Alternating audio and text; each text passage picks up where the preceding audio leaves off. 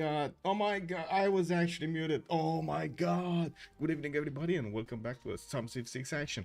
I do have to say, tonight we're gonna have a game to watch between two teams. It's Posel coming up from Russia, and we do have on the other side Nouveau from Popouler coming up from France. I do want to thank you, and of course, I do want to also excuse myself for not actually clicking that button to unmute my microphone. I hope everything is fine now, right? It's all good. It's all good now. Yeah. I should have. Anyway, we do have Lakes, Pangea, East, West, and Tilted Axis coming up tonight for them as choices. They already banned Highlands, Pangea Standard, 7 Seas, and Primordial from this roster, from this draft, and we're gonna need to wait for them to actually start banning Civs. They do have two auto bans. Mali, the Mansa Musa, and the other Mali, Sundiata Keita, are banned, both of them. Hello there, Nitro. Good evening, sir, and welcome. Also, Wayne Nimal. Good evening, sir, and welcome. You sounded better the second time. Thank you. Also, Bordanian. Good evening, sir, and welcome. I do see the Beasley. Yes, I'm back. Let's actually see what's gonna happen in the next few days, since we are starting to get closer to the GO tournament, the GOAT, the Guardians of Ancient Technologies. Ooh, let's actually see who's gonna pick up that title. Now, Mozrat. Good evening, sir, and welcome. Also, Mali Autobahn. Too much much gold. That's what's going on with the Mali, right? It makes too much money. It is what it is. 314 Atlantis. Good evening, sir, and welcome. Thank you so much for revealing to me that I am muted. Anyway, closing, good anabe mai her, willkommen. I do also notice Saps, bună seara domnule și bine ai venit. Idoki, good evening sir and welcome. I do hope you're gonna be in the game and not actually watching the stream, just saying, it's not good. We do have Time Mati, also good evening sir and welcome. And wait a second, Andireo, question of the day. What is a good production for a free sim player in 4v4 at turn 100? Oof. I would say between 800 and 1000, like I answered here in chat. That's kind of about it, right? Bonsoir, monsieur, et bienvenue. Also, I do see hello, sir. Good evening, sir, and welcome. Thank you so much for picking up that first promotion. Let me actually put up the chat here from YouTube, by the way. Hello there, everybody on YouTube. I do hope everything is fine. Or oh, wait, YouTube is not working? What's going on with YouTube, and why is it not working? I mean, on one side it says it's working, on the other side it says it's not working. What is going on here? Is it working or not working? Oh no, let me actually take a quick pic here. Anyway, in the meantime, we do have Pangea and sorry, Lakes being chosen here, and I do notice what happened. Okay, I know what happened over here. There's something amiss. Okay. Oh, I can even hear myself now. Wow. Okay. Yeah, there's something amiss over here, so I'm gonna need to actually put up my stream. I'm sorry. Please take a look at what's going on in the pick and ban phase, and let me actually do this so I can actually see the settings that I have on the other screen, so it's gonna be fine, and also the chat and everything, because I don't see it right now. Okay, it should be fine now. Good evening, sir. Hadman. Hello there, sir, and welcome. There we go. Now I have the chat of YouTube up and running. I do believe I actually need to add one more detail here, or was it added? I don't know if the image, yeah, it's missing the image. Yes, this is what's missing over here. Not this. Okay, there we go. Got the image done. Okay, there we go. So it has a thumbnail, you know. If it doesn't have a thumbnail, it doesn't have a thumbnail. At least the people will know what's happening over here. Okay, now that we do have everything in order, let's actually see what's going on in the game. We do have a few bans. It looks like Escape Posel did actually take out Sumeria, Chandragupta, and Zulu. 3 kind of war nations over here. On the other side, we do have Macedon with Lotaro and Genghis Khan being banned by Nouveau from Popouler. Now, all of them war nations. And I gotta say, Lakes is a map that actually poses quite a few challenges. First of all is the challenge of withstanding the attack of a very aggressive opponent, very aggressive neighbor. We're gonna need to take a look on the map and actually see on case if this is gonna be one of those games. I do notice they are taking out a lot of the civilizations that do have strength during the early game and mid game, and especially the ones that do have horses, fast units that can actually get to your opponents and smash those cities down. We do have Scythia also being taken out by Escape Posel. Definitely makes sense over here with the Saka Horde Chargers. Nobody wants to handle that pressure. +5 against wounded units, and one of those healing abilities whenever it takes out a unit. It's a bit too much, don't you think?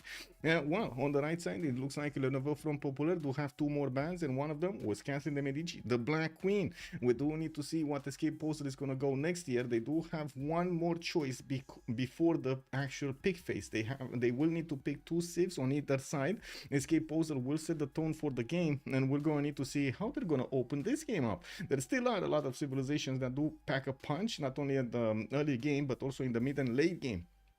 For example, Japan Hojo Tokimun is still available. You've seen how powerful the samurai attack is against somebody. Unfortunately, sometimes you just don't get the distance necessary to actually apply that samurai attack. There are still civilizations that, for example, Kublai Khan China, that could still benefit from very, very good units.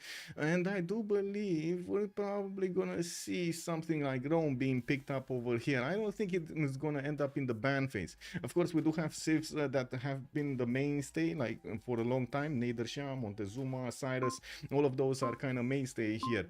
Now Kupe, actually, I'm actually curious if they want to pick Kupe on a map like Lakes. Let's actually take a look and wait. Ooh, they actually, whoa, they counted down the time. They went over it. They banned Hungary. No, how can you ban Hungary? Really? Oh my god, we're not gonna see them actually going against somebody with city states from across the map. Like, where's the fun in that? You know, we wanted to see those Levidians just smashing heads over there. Maya. We do have the busy over here cheating. Necrotic, hello there, ma'am, and welcome. Ooh, glad to see you. How's Satisfactory going? Also, Andreas FD, good evening, sir, and welcome. I did also notice, wait, D Beasley saying, how much does the Goat Sim game cost? For the players, kind of nothing. It is what it is. You mean the Goat Simulator? Oh, you mean the game made by the same ones that were actually making Satisfactory? Oh, that Goat Simulator. I think I actually shared one of those new trailers that they did a few days ago, or I should say a few weeks ago, actually, if I think of how much time it passed. Oh my god, time flies in this era. It is what it is, guys. Am I the only one that thinks time flies? Let's actually see. Is the time slow? Wait, how do you feel time moving? Let's see. Slowly, slow, average, fast, and fastest. Let's actually see who does think we're gonna have very fast times. Let's actually take a look at this. I'm actually quite curious. Give me a second. I need to pop the poll. How do I pop the poll? Oh my god, man, I need to pop the chat actually. Let's see what do we have here. We do have the chat here. How do you feel time is moving? It's very fast, man. Very fast time. Woo! We enter into NAS. It is what it is, boys and girls. Of course, trying to plan it all out still.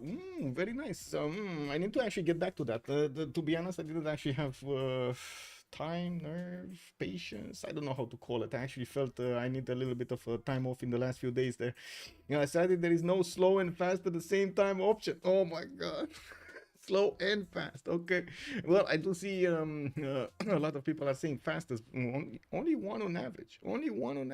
Yeah.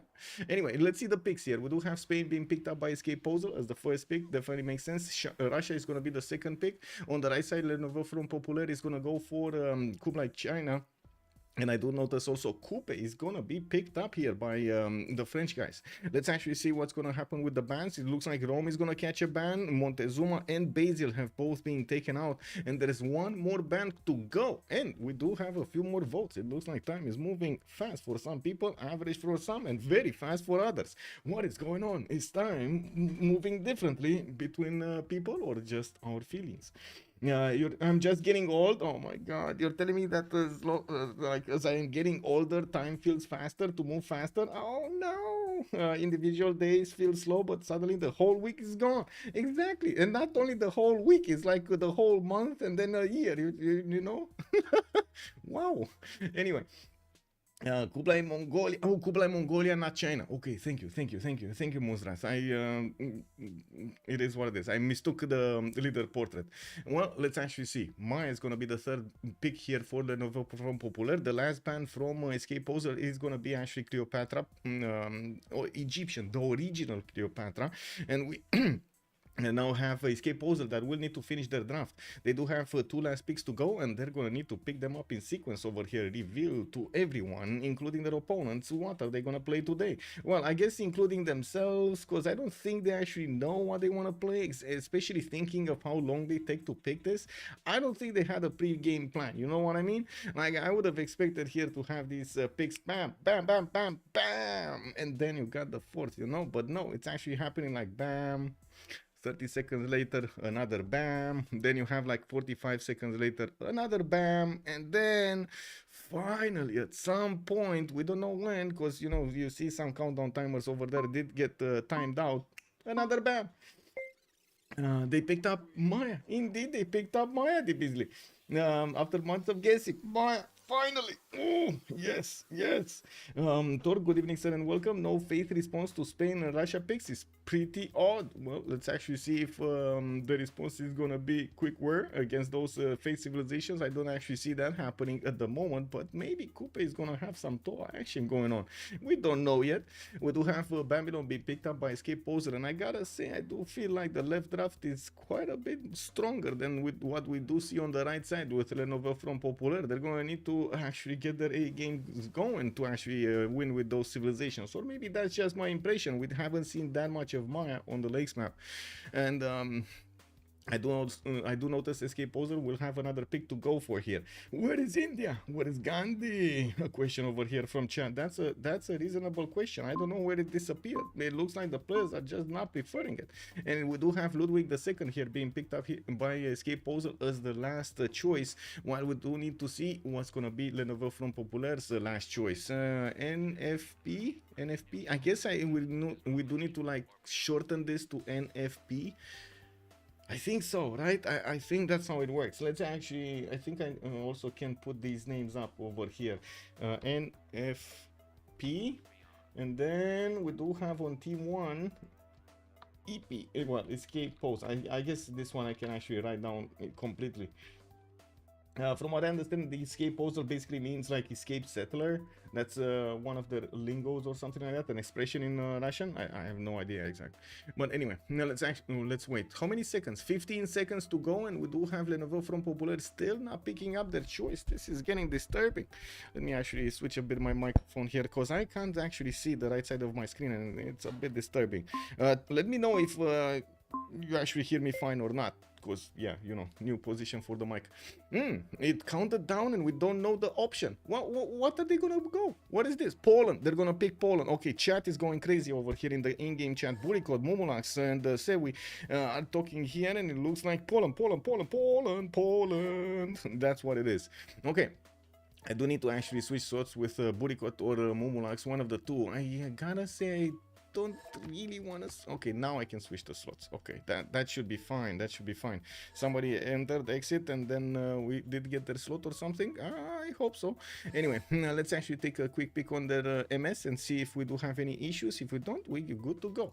Let me click this, and then click this, and another this, and we're coming back.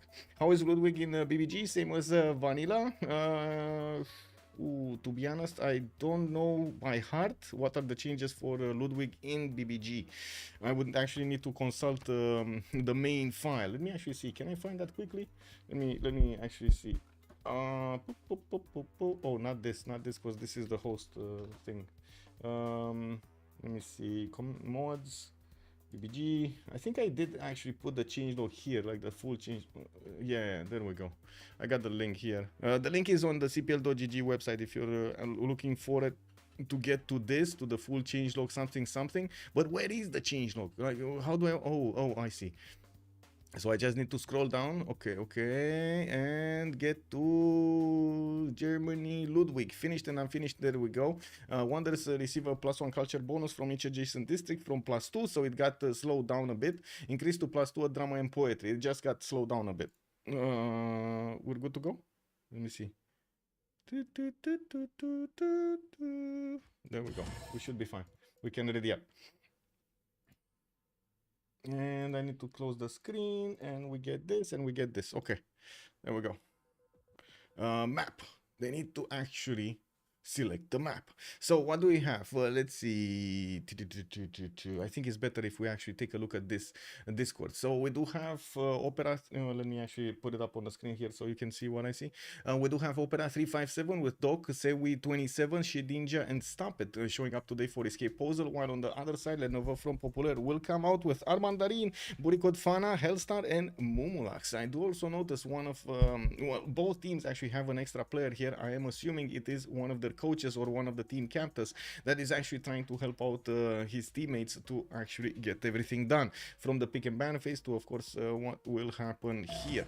Loading the game, the first map. So let's actually put up the map choices, or I should say the remap choices. Click, click, click, click, click, click, click, click, click. Boom. Start a prediction.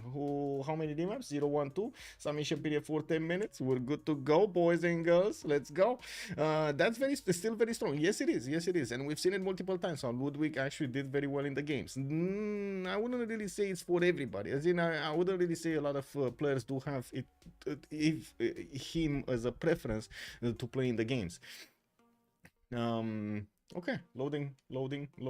We go right. Already Bordanian is saying, we go right, sir. We go right. Okay, let's just wait, leaving the map to actually load over here and putting up the settings. What is it? Team 1, Team 2. We do have Escape Posel. No, oh my god, it's the other way around. No, NFP. I'm sorry, it's the other way around. You know, it is what it is. And here is Escape Posel. There we go. Now it's the correct team labels where they should be. That extra person in voice chat should leave soon in VC. Yes, they should actually leave soon. I don't know when, but they should actually leave. Oh, actually, in Division 3, I think Linda allowed them to have a captain for the game. But anyway, I'm not sure about that. Russia. Maybe Linda is going to pop up in here in the chat and confirm or inform what I said. We're going to take a look at Russia first. Okay. So if we're going to take a look at right, we're talking about the Civ leaders over here, the portraits on the top side of the screen. So the first one on the right side, it's going to be Russia. We're just trying to search it through the tundra, and it looks like we found it. Northwest of the map, we do have him with some furs in the capital. A lot. Oh my god, what is with this? Dear heaven, what have you done? We do have 1, 2, 3, 4, 5, 6, 7, 8, 9, 10, 11, 12, 13, 14 camps that he can improve in like 2 cities, maybe 3 cities. That is a lot of gold. I gotta say, Goddess of the Hunt over here is gonna be juicy, better than an octopus.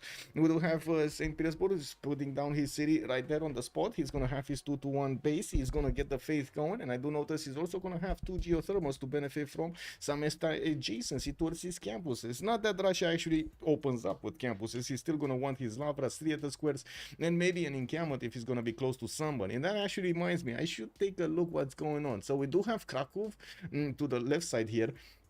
Fana is going to have a 2 tile choke that he can pass, or I should say 2 1 tile chokes that he can pass his army towards Russia, and I'm pretty sure he's going to try to get a city here much closer to that border so he can actually protect himself. Maybe he's not going to go anywhere. I mean, these chokes are extremely easy to get close down anyway. On the right side, do we have anybody? Yes, we do have Ludwig. That's Germany, and that will be one of the allies of Russia in this game. Okay, to the south, there is nobody. Okay, well, let's actually move forward and take a look at Sevi here. Sevi 27 coming up with Munich. Looks like he's going to get his scout out in 3 turns. He does have a +3 campus in the capital, and I do notice quite a bit of rivers over here for him to benefit from. Definitely Matterhorn in the northwest. It's going to be nice to actually get a city next to, get some extra benefits from the era score. I don't think he's gonna grab those extra culture points that early, because you either don't have food or you either don't have production. Not really good, right? Not really good. We're going to need to see if he's actually going to prioritize that or not. Other than that, he's going to have a decent amount of settlers towards the northwest. Looks like the land is kind of forcing him to go towards Russia, and I'm pretty sure they're going to try to set up at some point some trade routes. Let's actually see who's past the Gulf of Cadiz. This is Spain, and this is going to be another one of his allies. I'm pretty sure he's going to try to get a city here on the coast so he can actually trade coastally with Spain, and this is going to be amazing. Both of these nations will have a lot of trade routes, and I'm pretty sure Russia is just going to be left behind over there with traders. We do need to see how things are going to be coupled together between them as allies later on in the game. Let's take a look at Babylon here. We do have him with 3 tiles with extra culture in the capital. He does have silk tiles over here. One of them will have the 2-1 production and the food and the culture, while the others will actually need some improvements from irrigation. That's a bit later in the game. Definitely another 15 turns until he's even going to get a whiff of irrigation. We do have Babylon here getting his scout, and I do notice he's going to have more cities that he can actually play to the place to the north and to the west side that will benefit from, guess what, more silk tiles. He does have here another one, here another one. Look at that. And to the west side he's going to grab some turtles there. I am actually thinking he's probably going to put the city actually on the sheep tile, but that would mean he's not going to get the turtle, so I don't know. We'll see if he's going to want to go coastal here. The lack of housing is actually quite a bit of a problem even for Babylon here. Now we do see he's gonna have big mountain range to the right side. That's gonna stop him from actually getting cities here. Yes, to the south he can actually get 2 cities. Not that many tiles for these cities to work, so I would assume he's gonna prioritize going into the north first. For example, that rice settle does kind of wink at me. We do have rice settle, sheep settle, and this one over here next to the silk tile that would probably make for the best candidates. Unfortunately, the eastern side one does require a lot more gold to actually get going, especially since his 2-2s are a bit further away than his first ring. Well, we're gonna need to see how he's gonna set up his districts over here. Definitely good campuses, and I do see he's gonna benefit from quite a bit of food from the fish tiles, from the rice tiles. Let's move next to Spain. What is Spain doing? Philippe the second over here with his banana in the capital. Very nice start over here. Banana start for Opera 357. He does have his fish tile also to get to improve, and I would assume he's gonna go for Celestial Navigation as quickly as possible. We do have him opening up with sailing, just the same as Babylon, which is kind of surprising. Like, opening up with sailing here is kind of surprising for Babylon. Usually Babylon does want to go for his commercials. Yes, harbors are a possibility, like an option. However, it's not the one that's getting picked up most of the time. Anyway, we'll see how this develops. We do have also a setter coming up in 4. We're turning 6, so let's move a little bit faster here. Definitely continent split on Spain, triple continent on split. Triple continent split on Spain. So many of these geothermals have spawned over here next to his capital, Madrid, and I do notice he's going to have a decent amount of coast and good tiles on the coast to actually get his cities down. One on the Niter tile here to the south. He's gonna have another one here probably on the other side of his capital. One to the north, might even settle the coffee if he wants to. That's a pretty good harbor, and getting the extra amenity from the beginning is gonna be nice. You don't wanna wait for irrigation. What's that? Put the city down over and make houses on the coffee. You just have coffee made directly into the home, basically, you know, like after you put a city over there with on the coffee, you don't even need to go out on the field. It's just gonna grow in your home, you know. You go out in the morning, you pop some seeds over there, and that's it. Torg also with harbors, he can fully backsettle and keep up stats, so that's nice. That is true. Also, does he need to backsettle though? He does have an opponent in Mongolia, if that's what you mean. And I do believe he's going to need to grab this series anyway. Well, you are right. He can backsettle. He can even settle this city I was talking about on the west side here. He could do a lot of things with harbors. Not usually the preferred method, you know what I mean? Whoa, Fat and Sweaty was taken. Oh, no. What life with this stream mean? What? Oh my God. It actually changed my title. I'm sorry, that title changed. I had a bit of an issue when I started up the stream with like I was clicking buttons, clicking start, and the Twitch stream didn't start, so I clicked off and on and off and on until both actually started. Yeah. Versus so Escape Posel versus Nouveau front Popouler. There we go. I'm so sorry. There we go. It's only work with Monopoly mod, I suppose. Monopoly mod, I don't know. What? Wait. Also, Daniel Dingo, thank you so much. For 32 months. Thank you so much for the 32 months. Thank you. Where have I been? Well, I got a surprise call, or I should say a message last Thursday from one of the Civ6 community players, and he was like, "Hey, bro, we're coming to Romania." And I'm like, "Oh, okay, where?" "Hey, we're coming to Bucharest." "Okay, where?" "Oh, I mean, you know, we got like a conference here and there, and we kind of need to be in Bucharest for a few days. Let's catch up." So I did. That's what happened. And then after staying with them for 2 days, I needed, you know, a bit of time off, time for myself over here. I'm sorry, it needed to be done. It is what it is. I do have to say, I did make quite a nice song, and at the same time, you know, got some very, very nice experiences during this weekend. Also, let me come back to the question while they are doing this. Oh, wait a second. Did we see the other spawns? Why can't we didn't, right? Armandarine going north. Okay, he probably will settle next to Pantanal. Very nice, and he's gonna be quite safe. Poland, we did see a bit of it, and I do notice he's starting off with that +3 holy site. Good enough fresh water on the west side. This river is gonna give him quite a few cities. What do we have? Kublai, Shanadu, Moumoulax going north. Okay, that's pretty nice. Might actually even have some Lady of the Reeds possibilities here. I don't think he's gonna go for it. And this is gonna be the map, so we're gonna actually get to take a look at them much more in detail, I would say. Okay, so what do we have? Russia. Where is Russia? Oh, good luck, have fun. Good luck, have fun indeed. Okay, so back to Russia. We do have his settler moving towards the south. Interesting choice. Most of the time you don't see actually the players going for this. But anyway, he's gonna get his settler next to a horse style probably, and might even go for that Temenaki. We're talking about other players. Russia is gonna get his builder out, and I do notice he's gonna get to improve first his fertile, then the quick. I am actually quite curious if he's gonna go for Temple of Artemis for the extra food, for the extra bonuses that he's of housing that he's gonna get in his capital, and the amenities. That is just perfect on the Russian capital. He is gonna put down his Lavra. That's only a +2. I do see another settler is being built in 4 turns, and I do notice he did pick up Goddess of the Hunt. So whenever he's gonna improve one of his camps, he's gonna get extra bonuses of golden food. That is gonna be extremely valuable, since you do see how many of these camps he can actually improve here. We do have his settler moving on the right side of the river, and we'll probably put down next to the horse. He is gonna have, first of all, 2 horse tiles, 3rd ring from the capital, 4th ring from the capital. Quite expensive, but he's trying to get those cities next to them. Now, while I do notice St. Petersburg is also gonna have an iron tile in the 2nd ring.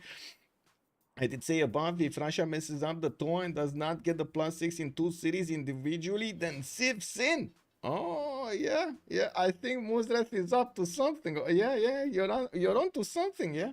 Let me actually put up over here also the map choice, right? I didn't actually put this up. Lakes. It's gonna be lakes. We're swimming in the lakes. Yeah. We're laking ourselves tonight.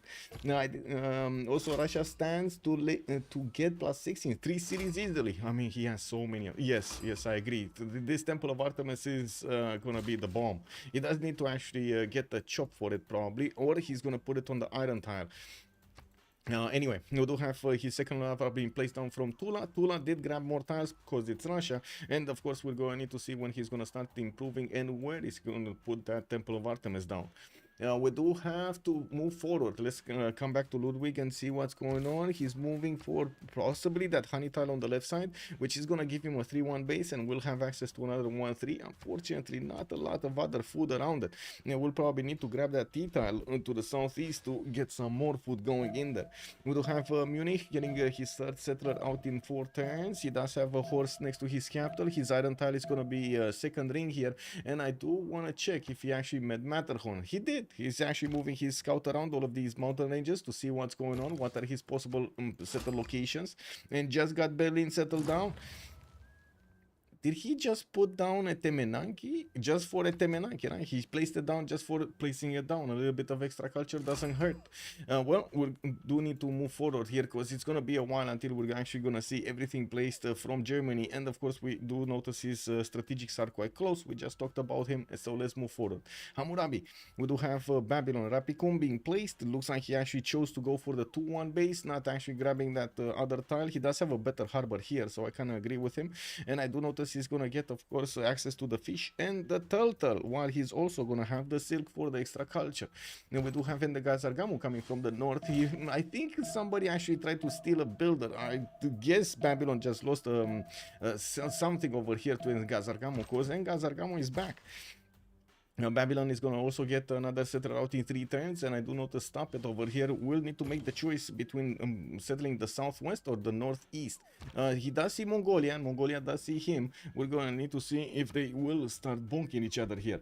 Also, Chokela, good evening, sir, and welcome. Also, Monstrat is saying, is it necessary to have cooperation and monopoly mode on to secure ancient era monopoly on a Russian resource as an era score notification? Plus 3 era score when you have a lot of Russian. Yes, it's necessary. I don't think you get I don't think you can get that with other options. Okay, we do have a war being sent here, a war declaration being sent. I'm not sure exactly why. It might be actually Poland fighting Russia, to be honest here. Anyway, let's actually move forward towards Civ6 strategics. We do have Babylon, second ring horses, second ring iron should be fine. And I do notice in the tech side, he's still going for Celestial Navigation. Does have a builder to get his Celestial Navigation boost, and will work on his trader. Philip II, we do have Madrid choosing to go for religious settlements as a pantheon, and I do see Opera is starting to move towards the south with his third city. He already placed Cordoba on the right side towards Engazargamu, and I do see him working on his monuments. We do have him with horses in the capital. His iron tile is going to be 2 times towards the north, and I'm a bit surprised that he didn't actually go and grab that. Well, I guess grabbing the coffee or grabbing the well in the water would be the same thing. No, except he would have actually settled on the coffee and got the amenity directly. Anyway, it is what it is here. We do have him with a decent amount of territory. Could actually set up trade routes with Babylon as well towards the southeast, and of course towards the northwest with Germany. It looks like in the middle, Spain will get beefed up, fed by his allies' trade routes. We moving forward towards Lady 6 guy. We did see him moving Chichen Itza towards Pantanal, and you do see him grabbing those tiles. We don't yet have a pantheon from him, but he might actually go for Lady of the Rizer Marshes here. No, maybe, no, I don't know actually, because he does have these tiles, but these don't look that good for Lady of the Rizer Marshal pantheon. Anyway, I do also notice he's gonna get his settle here next to the bananas. Will have access to multiple diamonds. Does have so much mercury. Like, to be honest, I think it might be good to go for religious idols also. We do have like what, 1 2 3 4 5 6 7 8 9 10 tiles that could be improved with the extra gold. That's a lot of gold. That is a lot of gold. Also, Guernaros, bonsoir monsieur, bienvenue. In French, we don't say this player is terrible. We say, oh, mouk. And I think it's beautiful. Wow, Guernaros. Yeah, definitely makes sense. Definitely makes sense. The Mad King is such a rare choice. Nobody seems to know how to play efficiently. Hopefully this time. Well, let's actually see if it is gonna be this time. 1 turn observatory in webcam now. We do have Armandarine here going for his diamond improvement or banana improvement, and we do have him with iron in the second ring between Chichen Itza and webcam now, while his horses are actually gonna be third ring from the capital, only 1 ring from in the first ring of Chichen Itza here. He does have actually 3 horses around these 2 cities. That's pretty good. Moving forward towards Kublai Khan, Mongolia, we do have Xanadu already improving his 2 horse tiles. Kokikota also did work on a monument, and Xanadu just finishes 1 next turn. We do have him moving towards the southwest with another city that is going to be closer to Babylon, and you do notice Stop It actually is going to try to go towards the north with that settler, now allowing the Sabon Kipidum to actually get to escort it somewhere to its destination. We're going to need to see how he's going to try to set up his empire there. Xanadu does also have iron in the third ring from that capital, which is very expensive. We'll probably need to get a city there much closer to it, and we're going to need to see if he's actually going to grab that one. Now, I don't see iron in any other city than that. I mean, sure, here, but it's going to take another settler to get there. Here we'll probably need another settler, and here we'll probably need another settler. So, that's not going to be iron for him. He's going to need to get donations from his teammates if he actually wants some iron. Yeah, well, I said Mook, Guernaros. It is what it is. Mook is Mook. You know what Mook means in Romanian, by the way? Mook. Anyway, I don't even know how to spell it in English. As in, I don't know how to say mook in English. Anyway, I'm pretty sure any Romanian that's hearing this is like, why is he talking about that? Why is he talking about that bad stuff, man? It's no. Anyway, let's actually take a look next on Kupe. This time around, we got him already with the 3 cities going. When I do notice he did pick up City Patron Goddess as a pantheon and pumping out his 4th settler already. Salut! Salut, MJK! Hello there, bonsoir, monsieur, bienvenue. Are we gonna get to see the land? Maybe grab a beer or something? Let's go, MJK! Coming to see the new boys on the block here, Fana, Bourricout, Moumoulax over here, and Armandarine going against their opponents. Very nice, very nice. We do have Namadol right next to, oh my god, this is beautiful, right next to Maori. He's gonna get that extra culture immediately in city centers after he's gonna, how to say, soothe Namadol over here, and I'm pretty sure he's gonna be very happy with his choice. And we do need to also take a look how he's gonna get his other cities going. Definitely has more spots in the north, and does already have, no, he doesn't yet have the extra production on his tiles. I do notice it still needs a little bit of time to actually get that going. Early Empire coming up in 2 turns. We do have forces next to his capital. I do see he's gonna have iron tile here to the northwest of Tehonianga Nuia Kupe in the 2nd ring, while he's working on his monuments. Definitely wants the extra culture. Okay, so next up we do have Jadwiga. Jadwiga coming with the Gdansk west side, Earth Goddess as a pantheon, going for his holy site prayer projects. That's how usually Poland goes, immediately for a religion. So he picks up one of those free relics and starts getting to roll those faith points. We do have him with quite a few tiles, but no builders. He started to build one from Gdansk, train one from Gdansk. While he did finish his 2 holy sites, we don't yet have him with the 3rd city. Again, that's just how Poland wants to roll here. He's gonna get his 3rd city and 4th city after he's gonna manage to actually get his religion. So he starts rolling in that faith generation. He's already right now on 15 before he got his religion. So it's pretty good to bank up on so many faith points before the first monumentality.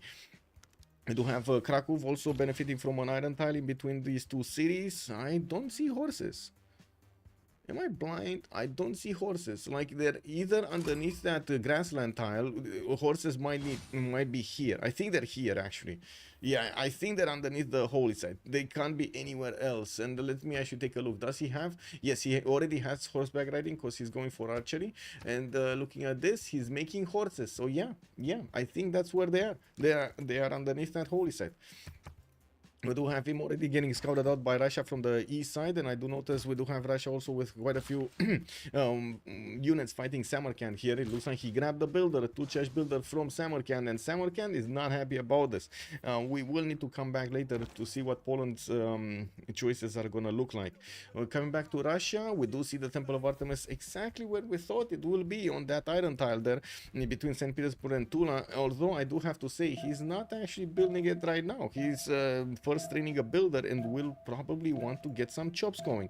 He did manage to get his deers improved here, 2-4-4s, 2-3-4 and 3-2-5 fertile, while the city of Tula does actually get his shrine up. We do need to take a look here. He's on 6 faith a turn only.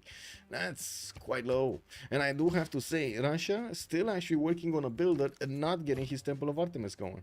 Is this even from the capital? No. Wait, it is. It is from the capital. Okay. And he's still not getting it. He's still not getting Temple of Artemis. Does anybody else want Temple of Artemis? Is he in basically a race? Did he actually just give up on getting Temple of Artemis? I don't see it anywhere. Or does he know? Does he? Oh my God, he knows. He knows that nobody actually wants to get that Temple of Artemis, and he wants it later. Why? You kind of want to get that capital going. Okay, there we go. There we go. Oh, thank God he's going for Temple of Artemis. Thank God. Okay. He does want to actually keep improving his deer tiles and will wait 6 more turns for that Temple of Artemis to finish. While in the meantime, he keeps on building up his face generation. Ludwig getting Moksha to establish in the city of Munich. I do see he is sending another city towards the south. Will probably want to get it on the coast here. There is no more fresh water from that river he's on right now, but there is fresh water here on the wheat tile if he wants to. Not really amazing tiles around it, although, well, I guess he can still make it work. Aachen did get placed next to Matterhorn. I do see he's grabbing a 2-3-1 tile because, yeah, one volcano got mad over here and exploded. What do you mean we don't have extra food on that tile? Let me sprinkle some over there. Pooh! Anyway, I do see builders are coming around from his city and he will need to actually start improving stuff. On Spain, we do have Moksha Opener. I do see 4th city also for him. We're probably gonna be looking at him setting on or next to that coffee tile. A 5th city coming out from Cordoba. While he did manage to improve quite a few tiles, he's getting his harbors down so he can grab those extra housing points, the extra trade route, and of course food points from the lighthouse on his improved fish tiles. Okay, well, Babylon is really mad, by the way. Did you see Babylon? He's really mad. Anyway, I do have over here holy sites. Oh, wow. Coming up from Mashfaq Shapir. That's his 3rd city, and he placed down 2 of these harbors, Babylon and Rapicum. While he does have a 4th city, we will probably see him needing to actually place it towards the south here. I was expecting him to go. Oh, he's actually going for the rice settle. Yeah, he's going for the rice settle. Okay, well. A bit surprising because, again, he actually opened up with harbors and he doesn't actually have the districts like commercials to place in the north. And if he does go right now to discover commercials, that's a bit too many districts for any kind of district discount to happen, right? It's a bit too much. You know, it is what it is. It's one of those days. You're out in the summer and you see ice cream, you want ice cream, and you get ice cream. And then you're like, oh my God, I want more ice cream, and you get more ice cream, and at some point your throat says too much. You know what I mean? Have you been in that situation? I'm pretty sure you've been there. And then the throat is like, you know what, I think you're gonna need to pause from talking for a few days. Let's put you back at home. It is what it is. Yeah, too much ice cream. Well, we do need to move forward and see. God of Craftsman has been chosen as a pantheon for Mongolia. We do have him getting his encampment in 2 turns from Xanadu, and I do see he's gonna grab another city here from Kokekota, put his trader in Korakoto to start connecting his capital, and I do notice he's using Governor Liang here in the capital for the extra food on his resources. I mean, right now we don't know actually if it's parks or extra food on the resources. I do see an extra point of production on the maize style, and well, I mean, that could be a sign that he actually went for the left tree Liang to grab some extra amenities from city parks. That might be the choice. Let's actually see a little bit later in a few turns. We're gonna definitely know about this. Okay, Kupe. Where is Kupe? Kupe City Patron got one towards the north and didn't place it coastal, and I do notice he did grab those extra production points on his tiles here. Very nice looking empire, slowly developing. Beautiful. We will see his builder start improving more resources, and I do notice he just got his horse improved there while he was fighting something with his warrior. I don't know what.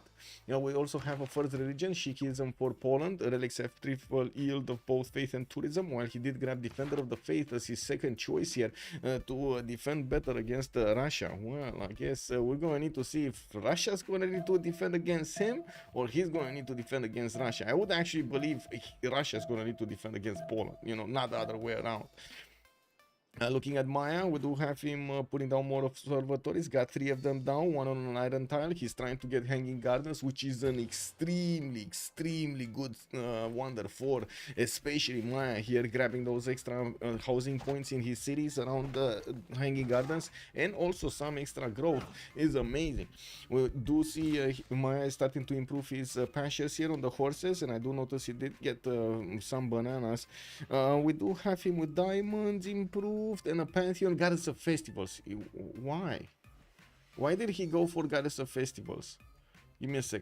So we got 1, we got 2, all right? Yeah, we got 2, 3, 4. That's it. 4.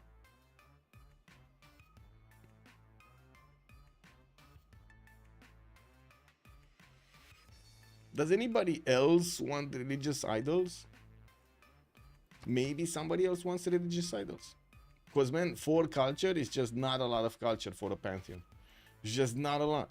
I'm gonna say it right now. Maybe he was expecting a few more of these plantations, but there aren't any, or at least not in the circle that he actually needs to put his cities down. That's a little bit underwhelming. Might also be a pick just to deny defender to Russia. Yes. Also, did we get already the prediction payout? No, we didn't. Actually, thank you for reminding me. Choose an outcome on 0 remaps today. We didn't have any remap.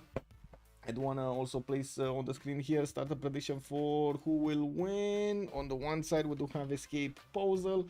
On the other side, we do have Le Nouveau Front Popouler. Okay, there we go. The new popular front. Yeah, yeah, Babylon would have gone for Goddess of Festivals. Denied. You think this is what they did over here? Do they? I don't think they even see this much of land. They don't even see that much of Babylon's territory. But yeah, you're right. He might have actually gone for guys festivals. Honestly, he does have others also, no? Or doesn't he? Oh, maybe he doesn't actually. No, he does have. He does have. Like Open Sky over here would just give him the kind of the same amount of culture. Like Open Sky would be 1, 2, 3, 4, 5, 6, 7, 8, 9, 10. 10. Okay, Open Sky is 10 culture, and the Goddess of Festivals would have been 1, 2, 3, 4, 5. There we go. So from Open Sky, he would actually grab more culture than Goddess of Festivals. Anyway, it is what it is. I think we're debunking this.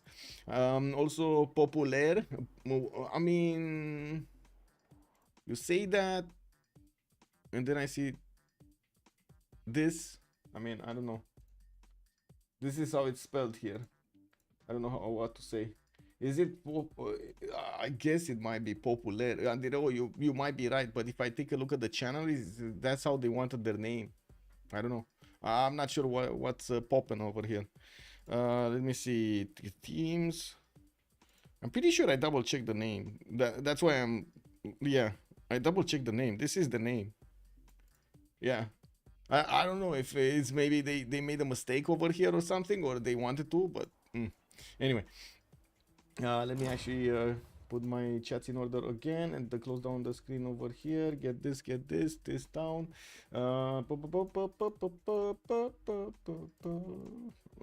This goes back. Just rearranging my windows on the right side so I can actually see how I'm used to seeing, so I can actually follow chat and stuff like that. Oh, I think I have the wrong chat from YouTube. Sabir, hello there, sir, and good evening on YouTube. Also, Victor O, good evening, sir, and welcome. I clicked the right link this time. Yay, let's go. Yeah, it's been a while. Thank you for being here. For culture, it's an hour, but maybe it's enough to get political philosophy sooner. Oh, it definitely is. Gonna help him get political philosophy sooner. I am not sure in the long term if it's gonna help him out as much as the others. It was just I would say a bonus kind of I would say race. Anyway, I think I didn't actually make myself understood that. It was just to take a look what would be the better return on investment from getting that 12 faith into a pantheon from the different choices. And to be honest, I still believe you would be much better off with another pantheon here. Religious idols. Anyway, 3 tens for Wakamnal to get that hanging gardens going. The Temple of Artemis is just gonna finish right now. There we go, beautiful. Yes, yes, I know you kind of need to excuse the extra snow that's there because you know it's Russia, it's in the thunder. But at the same time, that's gonna look beautiful. We do have him with a religion also. Looks like he went for Islam, for Feed the World and Pilgrimage, getting the food and the housing from his shrines and temples, while he's gonna get the extra faith from each city following his religion. We do have him with new monuments, more of these deer tiles improved there. He is making so much gold per 10, 29 gold per 10 for Shedinjjja, for Shedinjjja. And this is Shedinjjja spelled the other way around. Now we do have Settle coming up in, what is it by the way, with I've seen quite a few Russian players actually do this, putting their name you know, in a mirror. Anyway, we do have Moksha established in the capital, extra culture, and I do notice he will have actually quite a few good tiles on this floodplains next to Tula. Not bad. He does need to grab more cities and quickly, since we are turn 28. There are 3 more turns for the players to actually go through, and they're gonna go into the next era. It looks like everyone except Moumoulax did manage to get their golden ages. Moumoulax here is gonna be on 5 cities quite quickly, but he also needs to get that last point in. Did actually grab the extra food point, the right side 3 Governor Liang promotion, so he's grabbing more food points here in his cities from these resources. I do notice in the capital he has 1, 2, 3, 4, 5, 6, 7, 8, 9 resources that he's gonna get that extra food and production onto. Actually, it could be 10 because, you know, there's a nighter, 11 actually, a nighter and a rice tile to the east that he could also grab. Opening up with the 3 encampment setup, we do have Shanado already finished one, Korakoto getting one, and Kokiekota getting one. In the tech side, looks like he's going for horseback riding in 3 turns and has political philosophy in 2. That might be a bit too late though. That might be exactly at the moment. Yeah, there we go. That's exactly at the moment that he's... No, that's perfect. That's perfect. He's gonna get the point from political philosophy. It's fine. That is exactly what he needed to get. Okay, moving forward, let's actually see. We saw this. Let's see. Poland got his 4th city moving west side, 3rd city placed down, the Wroclaw, and I do notice he might actually grab the T-tile over there and to get some extra amenities going, some extra science also. Who doesn't like that? Also, wait, what are you talking about? Good and urban Justice, hello there, sir. Oh my god, Justice, you missed the trip to Bucharest. Where were you? Where were you, Justice? Oh my god, man, this weekend. This is what it is. Andiro is also saying Nouveau from Popouler is the name of the... Oh, I see, the political... Wait, there's actually a political coalition over there? Actually, with this name? Wow. I guess we got quite a few Frenchies doing politics here. For the deputies, wait, what are you talking about here? There's a lot of chat. Damoni, good evening, sir. Can you please focus on the land of Moumoulax? Yes, Kublai Khan, Mongolia. There we go. Damoni, good, bonsoir, monsieur, bienvenue. And also, how is it going over there, halfway around the world? I hope everything is good and everything is fine. Also, Perikanap, hello there, sir, and welcome. I honestly voted for NFP because of the safe choices. Seeing Kupe on a lakes map and Yarwiga and Lady Six Guy on the same team is just kind of bonkers. This feels like it only works if you know exactly what you're doing setup that I enjoy watching. I think you're right. Let's actually see if they do get the correct choices going. Also, the Beasley was calling me out. I just don't think you can have too much ice cream. Really? Okay. Well, yeah, it might be. Yeah. Also, the business calling out for Trump 2028. Wait, can he even run 2028? I don't know about that, man. Anyway, 2 terms complete at the end of yeah. And if he wants to do a 3rd term, man, no has a democracy. Didn't they say it's not really a democracy? It's like a representative democracy, and you know, electoral college and stuff like that. Trump Jr. in 2040. The little Trumps, yeah, the little Trumps. Anyway, rename America to Trumpy. He's playing Tropico, guys. Anyway, we might as well go back to the game. Crimson Skies apparently believe so. Oh, I see. Anyway, now we are just 1 turn away. Let me actually see. There we go. We got everybody going over the points for the Golden Age. Let me take a look at here. God of the Forge has been picked up by Babylon. That is his choice as a pantheon. And we do have him placing down his holy site over here to the left side. I do want to double check something because I saw a message over here. Yes.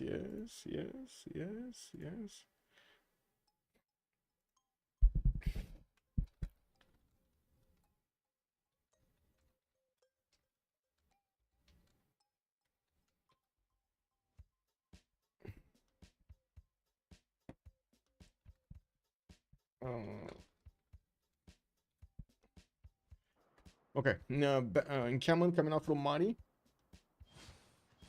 We will need to start talking about the choices here. We're turn 31 and they just went into the first Golden Age, Normal Age era, kind of. classical era. We do have Babylon here getting his monument in 2 turns, while he did output a builder from his capital's production. We do have him with Moksha in the capital and the Pingala in the city of Rapicum going in. Looks like he's working on holy separate projects to get one of his religions, while his opponent to the north, Mongolia, is starting to get ready for war. Multiple encampments getting placed down. Ordus, his unique stable basically, that's getting built in Korakot over here, will give that extra movement point to any cav unit coming out from that city center. Very important. We will need to see how Babylon is going to start to improve his resources here and what kind of choice is he going to go for his golden age. I do think we need to start from Jadwiga though. So Jadwiga here, 4 cities strong. He's getting his 5th city towards the south somewhere. Looks like over here on the coast. He's going to grab a government plaza from Krakow, placed to the northwest. And I do see he's going to get some more monuments from his cities for that extra culture. 10 science, 14 culture with 18 gold a turn, 38 faith points a turn. That's going to be a nice monumentality for him. It did go into a classical republic government, so he can actually grab some extra amenities and housing there. Very nice, easy peasy. Kupe, golden age. We got him on 12 science and 22 culture, 4 city strong. Ancestral hall coming out from his capital next turn in the Gavron Plaza, and I do see he's getting a wave of builders from his other cities. Does have another settler coming out from Opango as well. We're gonna need to take a look how he's gonna place everything, and I'm pretty sure he doesn't want Namadol. It's not actually being soused yet, which is a bit of a issue, like question mark. Bourricout, what are you doing, man? You need to souse Namadol over here. He might not want to reveal it, but man, that's a lot of culture that he's not getting right now. We do have him with a 3-5 deer tile in the capital to make use of, and I'm pretty sure everybody's very happy that Maori has these advantages. Governor Liang being placed there to give him some more yields on these tiles, because why not? He didn't have enough of them. Kublai Khan Mongolia also will actually need to take a look at him. Give me a second, because I just realized I need to put also the logo. The constitutional republic. There we go. Nicrotis is pointing out America is a constitutional republic. It's not a democracy. I don't know what's up with democracy. I guess, you know, America spread so much the word democracy everywhere that, yeah, it kind of caught on. It's coming to roost. It needs to be rectified. Too many loopholes causing this country to lose out on true statesmanship. Oh my god, Mozrat, if you think that's bad, you should come to watch Romanian politics. Oh my god, man. Oh my god. Oh. At least they're actually talking about with arguments. Here they're just saying you're bad, no you're bad, you're bad, no you're bad, no I heard you're bad, and that guy also told me you're bad, and this girl they actually told me you're very bad. No, they're lying, you're bad. This is basically like, you know, the conversation, how the conversation is going in Romanian politics. Matt Beats, hello there, sir, and good evening. Big shout out, my man. Matt. Oh, wait. I did notice. Oh my god, let me actually take a quick peek over here. Was it you? Yes, it was you. Matt Beats had his baby girl's daughter birthday, 6-week birthday, a few days ago. I haven't been streaming. I haven't been streaming in the last few days. I'm so sorry, but I did actually remind myself immediately when I saw the name. I was like, oh yes, do need to do a shout out. Big happy birthday, live long and prosper for the little one. And Afifi also bonsoir monsieur, bienvenue. Yeah, it wasn't 1800 GMC. It was 1800 GMC. Yeah. Right now it's 1900. Yes. It's actually the same here in America. Okay. At least you have any politics. Bonia, good evening, sir, and welcome. At least we have any politics. Yeah. Been busy. Thank you. Okay. But I will not speak on politics for now, since I promised to stop. Okay. Yeah.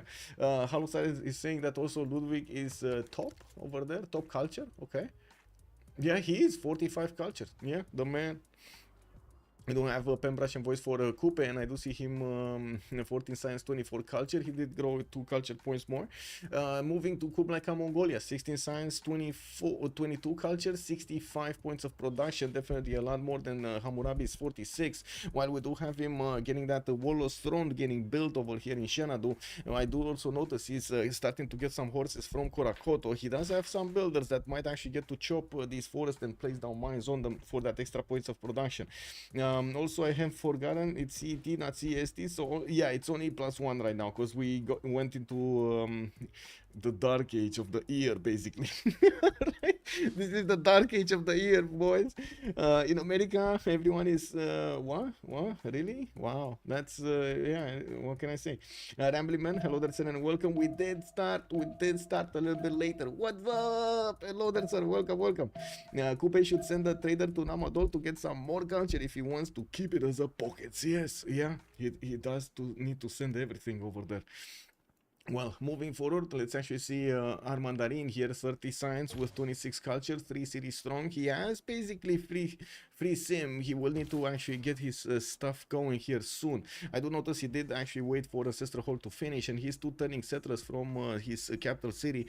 Has a 7 pop city over there. 54 points of production is not that much right now, although I do have to say the fact that he did get Hanging Gardens is going to help him out quite a bit. Now, we're going to need to see where he's going to send his settlers, and I do have to say, Germany is coming in with a scout against this unsuspecting Mayan settler. He doesn't know what's going to happen here. Is he actually going to be grabbed next turn? No, he doesn't have enough movement, right? He would need like 4 movement to grab it next turn. And Germany is probably not gonna get to abstain himself from moving a little bit closer to the capital, to the borders of Maya here. I don't think he even sees the borders right now. So this is his vision. Yeah, he sees the borders. Okay, never mind. He does have the extra vision, the sentry. Okay, that's what's happening over here. Well, now Moksha in 3/10 from Chichen Itza. We do have Builder coming up in 2. Oh, by the way, did you actually notice? You know that amazing Civ7 thing with the scouts?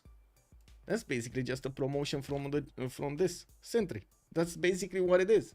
Like they took this promotion, the sentry +1 sight and can see through woods and jungle, and just made the scout unmovable. That's it. There's like no magic over there. There's nothing. I would actually prefer the scout like this than actually having like one static unit.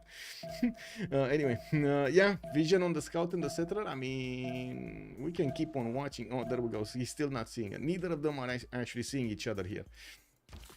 I think we're gonna need to wait a little bit more here. Armandarine did go for a pen brush and voice coordination, right? Okay, well, I guess we're gonna need to wait until the end of the next turn to start talking about something else. Maybe we can take a look at the city-states in the meantime while Maya's moving towards German's scout, and the German scout is coming at full hyper speed, ludicrous speed against the settler here. We do have Candy with Yerevan for the religious bonuses, and neither of them got Suz right now. Johannesburg with Singapore for the industry. I do see Stop. I did actually put some envoys in there, and Suz Johannesburg. Namadol with Kumasi will be providing the culture bonuses, and neither of them are Suz. Hattusa, only science state in the game, is being Suz by Moumoulax. That would be Kublai, Mongolia here. I do see Bandar Brunei with Samarkand will provide some trade bonuses, and again, neither of them are Suzed yet. Granada, Preslav, and Gazargamu are gonna be the ones for military bonuses. Not bad. Uh-oh, got spotted. Woo! Got spotted. Let's actually take a look here. Okay, he sees the scout. The scout doesn't see the settler. The scout doesn't see the settler, and the settler moves back. He's like, nope, I'm out of here, boys. I mean, I think the party's over. You know, I gotta get home to my wife and everything. You know, it's fine. It's fine. My rice is getting cold right now. Uh-oh. Anyway, Justice was also saying, I actually laughed at the ludicrous speed way harder than I'm supposed to. I mean, you can even imagine that little guy with the big helmet just, stop it, and then he's like, goes into the front panel and everything. Yeah. You know where people will settle when it's Maya? Everywhere.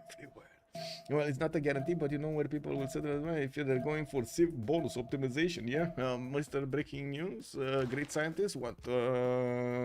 It's only Aryabhata. It's none of the important ones.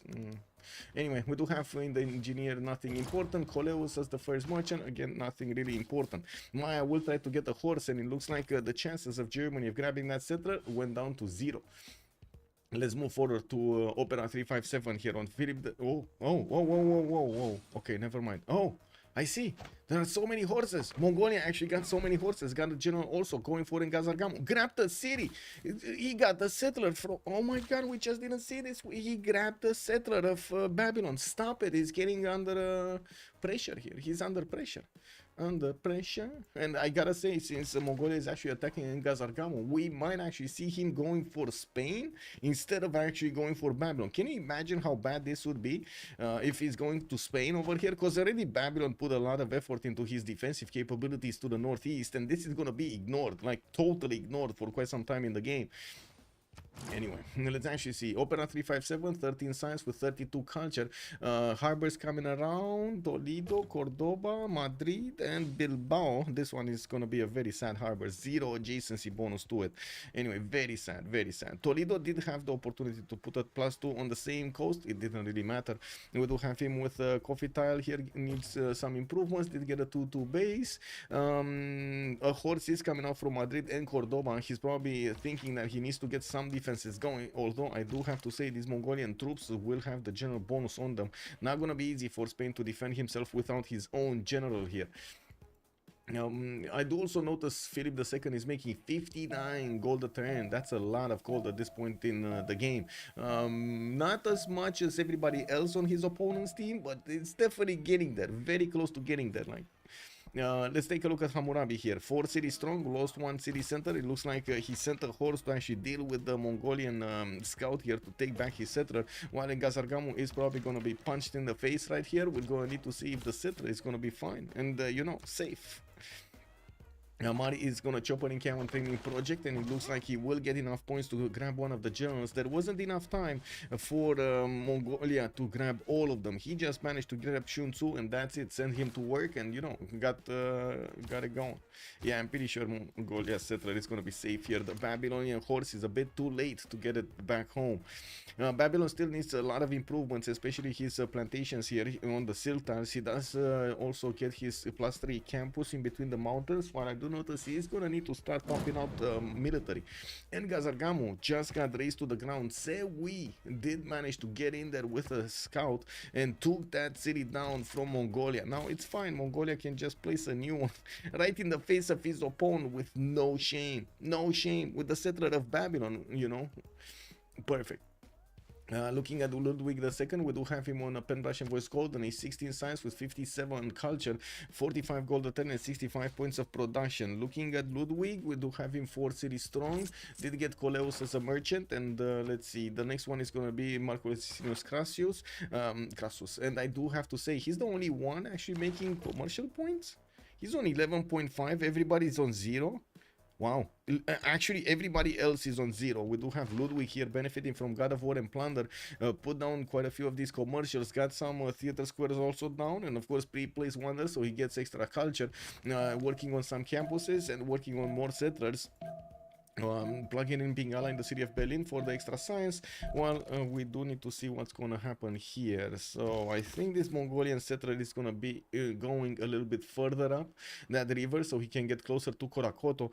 Could definitely place it over here on the 2-2 base next to the 3-2 banana. That would be quite a nice city. If he gets his trader going towards the capital, he's going to connect all of this and will make it so much more easier to actually go and disturb Spain at the same time as Babylon. Okay, horses moving in. We do need to see them crossing the river here soon. I guess it's fine. We'll see. We'll come back to this. We did talk about Ludwig. Did we? Yeah, we kind of did.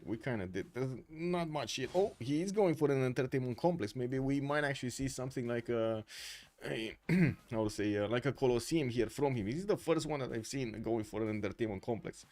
I mean, it's from 1987. Usually much younger people watch yeah, true, but that's an oldie but goldie. I mean, I don't know if there's any movie that really people should watch. It's Spaceballs. Yeah. How old do you think someone has to be to understand the Spaceball reference? Probably over 35. Very enough. Probably over 35. Just saying. Let's see. I'm surprised he didn't keep the CS. True. Well, I mean, it was Germany. He couldn't really keep the CS. That was the thing. It was somebody else, and I think Germany wanted to help out Philip II and Hammurabi, not allowing Mongolia to actually get a free city here in between his allies. Duke of Ducks, Spaceball is pretty much a cult. Yeah. Good evening, sir. Yeah. It is. Fair enough. I'm probably one of the few millennials who's actually seen Baby I'm Cold Outside in its original context. Wow, I don't even know that movie. Not even like seen it. I don't know the name. Anyway, let's move forward. Let's see. We were on Ludwig, right? Let's see Russia. Oh, Russia denounced me. Oh, wow, I'm so scared. We got settlers coming up from Kazan in 3 turns, and I do see he's gonna start getting his shrines up from Solikamsk. So scout also from his capital. Interesting choice. Well, he probably wants to protect his cities and/or tiles from something. We do have him plugging in Governor Liang in Tula. He did manage to build a Temenanki there, and of course got one of these theater squares next to it. Has a lot of points of food and production on these farms, while he is gonna need to start improving them everywhere. He does have a builder to do so. We do have him on 23 science with 24 culture and 56 points of faith per turn, 88 points of production, pretty good, while he does also have 57 gold points. That's very nice. Did manage to improve his 2 horse styles, and I do see one of them. No, I see both of them did get improved here. While he still has, can you imagine, he still has camps to get improved here. Unbelievable.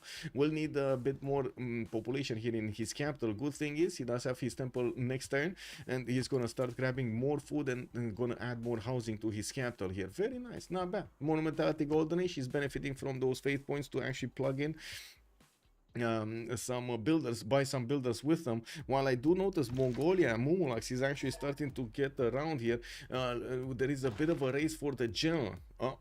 So Babylon will grab another one here. Yeah, Babylon is definitely gonna grab another one. The question is, will Spain be allowed to get one or not? Because I see Hannibal Barca did get plagued up by Mongolia. Babylon did get tracked. We do have Mongolia again Sun Tzu. So there's one more. And that's what? Bourricout, right? Bourricout? Yeah, Bourricout. Now, okay. So Mongolia gonna grab an entertainment complex in 2 turns, and here. Oh. Wait, there is no entertainment complex. Entertainment complex. Sorry, there's no like encampment complex. Kick. We got horses, but we ain't got an encampment. So he's in Spain here. Is probably working the general card, which kind of is useless right now. Like maybe if he would have finished his encampment and would have gotten at least a project, that would have been helpful. But he didn't, and this happened. It's a song in the movie. It was originally called Neptune's Daughter. It was played for last because the movie is set in Southern California in the summer. Okay. And also Pelikanov is calling out, Spain shall be doomed because of the lack of one of those generals. Well, it is what it is. Hannibal Barca over here still there. Mongolia did manage to get enough points. There we go. He just got enough points. It is what it is. 30 points. It is what it is. We do have him. We do have Mongolia here grabbing a few builders, and I do want to see if he actually did go for feudalism. 3 turns. He's very close to feudalism. We do see also Babylon starting to get more units, and of course using the builders to chop them as quickly as possible, so he can have enough of them to fight off the Mongolian invasion. I gotta say there aren't that many horses from Mongolia to actually be worried about. I do also notice we're gonna have actually the settler of Mongolia going for another settle that I didn't actually take into account here. Is going for where the horse is, which is kind of interesting. I was definitely expecting him to actually put it in on the river. Anyway. Well, 2 turns for the campus from Shapir. There is a religion here also for Babylon. He went for Zen meditation to get a +1 amenity for every specialty district, and will get some more science from his campuses and gold from his commercials with stewardship. And we see Spain is also starting to get more lighthouses, working on audience chamber for Madrid, and well, slowly getting an army out. Now we do have Germany also 3 cities. Ooh, actually, wait a second. So another city to the west side, another city here. That's going to be 6. A 7th one coming out from Aachen. While he started to place down a few more wonders, we're going to need to see if he's actually going to finish one of these wonders. You kind of need to work some. I'm also a bit surprised about his choice of placing that wonder over there next to Berlin, because he could have actually placed down an aqueduct. He could place it here anyway, right on the 2-1. Anyway, we're going to need to see. I'm actually quite curious how he's going to get his aqueduct placement in between Munich, Berlin, and Aachen. Now, Babylon. What is Maya? What is Maya doing? Chicanitsa still didn't grab that. Uxmal, okay, starting to get his chops going for those entertainment complex. Wow, I have something with an entertainment complex today. It's starting to get those aqueducts for the industrial zones placements, and will need to get bronze working so he can actually chop the rainforest. I do see he's sending another city towards the south of Webcam now, and with 2, 4, 5, 6, 7 cities, he's gonna be good to go. Getting an 8th one from Kanagmon, actually chopping it with the help of Governor Magnus here as quickly as possible. Also placing down some commercials here. We do have also Poland trying out for that Colosseum. It looks like he's gonna put it down. He did get the entertainment complex finished, and I gotta ask, did the entertainment where is the other entertainment complex? Where was it? There was I think there was another one right here, right? Wasn't it here? Yes, it was here. Looks like Germany is not getting it. He actually chose to go for a commercial, did not place that one down, and I gotta say Germany is not an ally of Jadwiga. Maybe he actually saw it, or Jadwiga actually, I should say Jadwiga. Let me see, do they see this? No, they don't. They are actually unaware that Poland is going for an entertainment complex with the Colosseum, and I do notice that is built from where? The capital? Wrocław.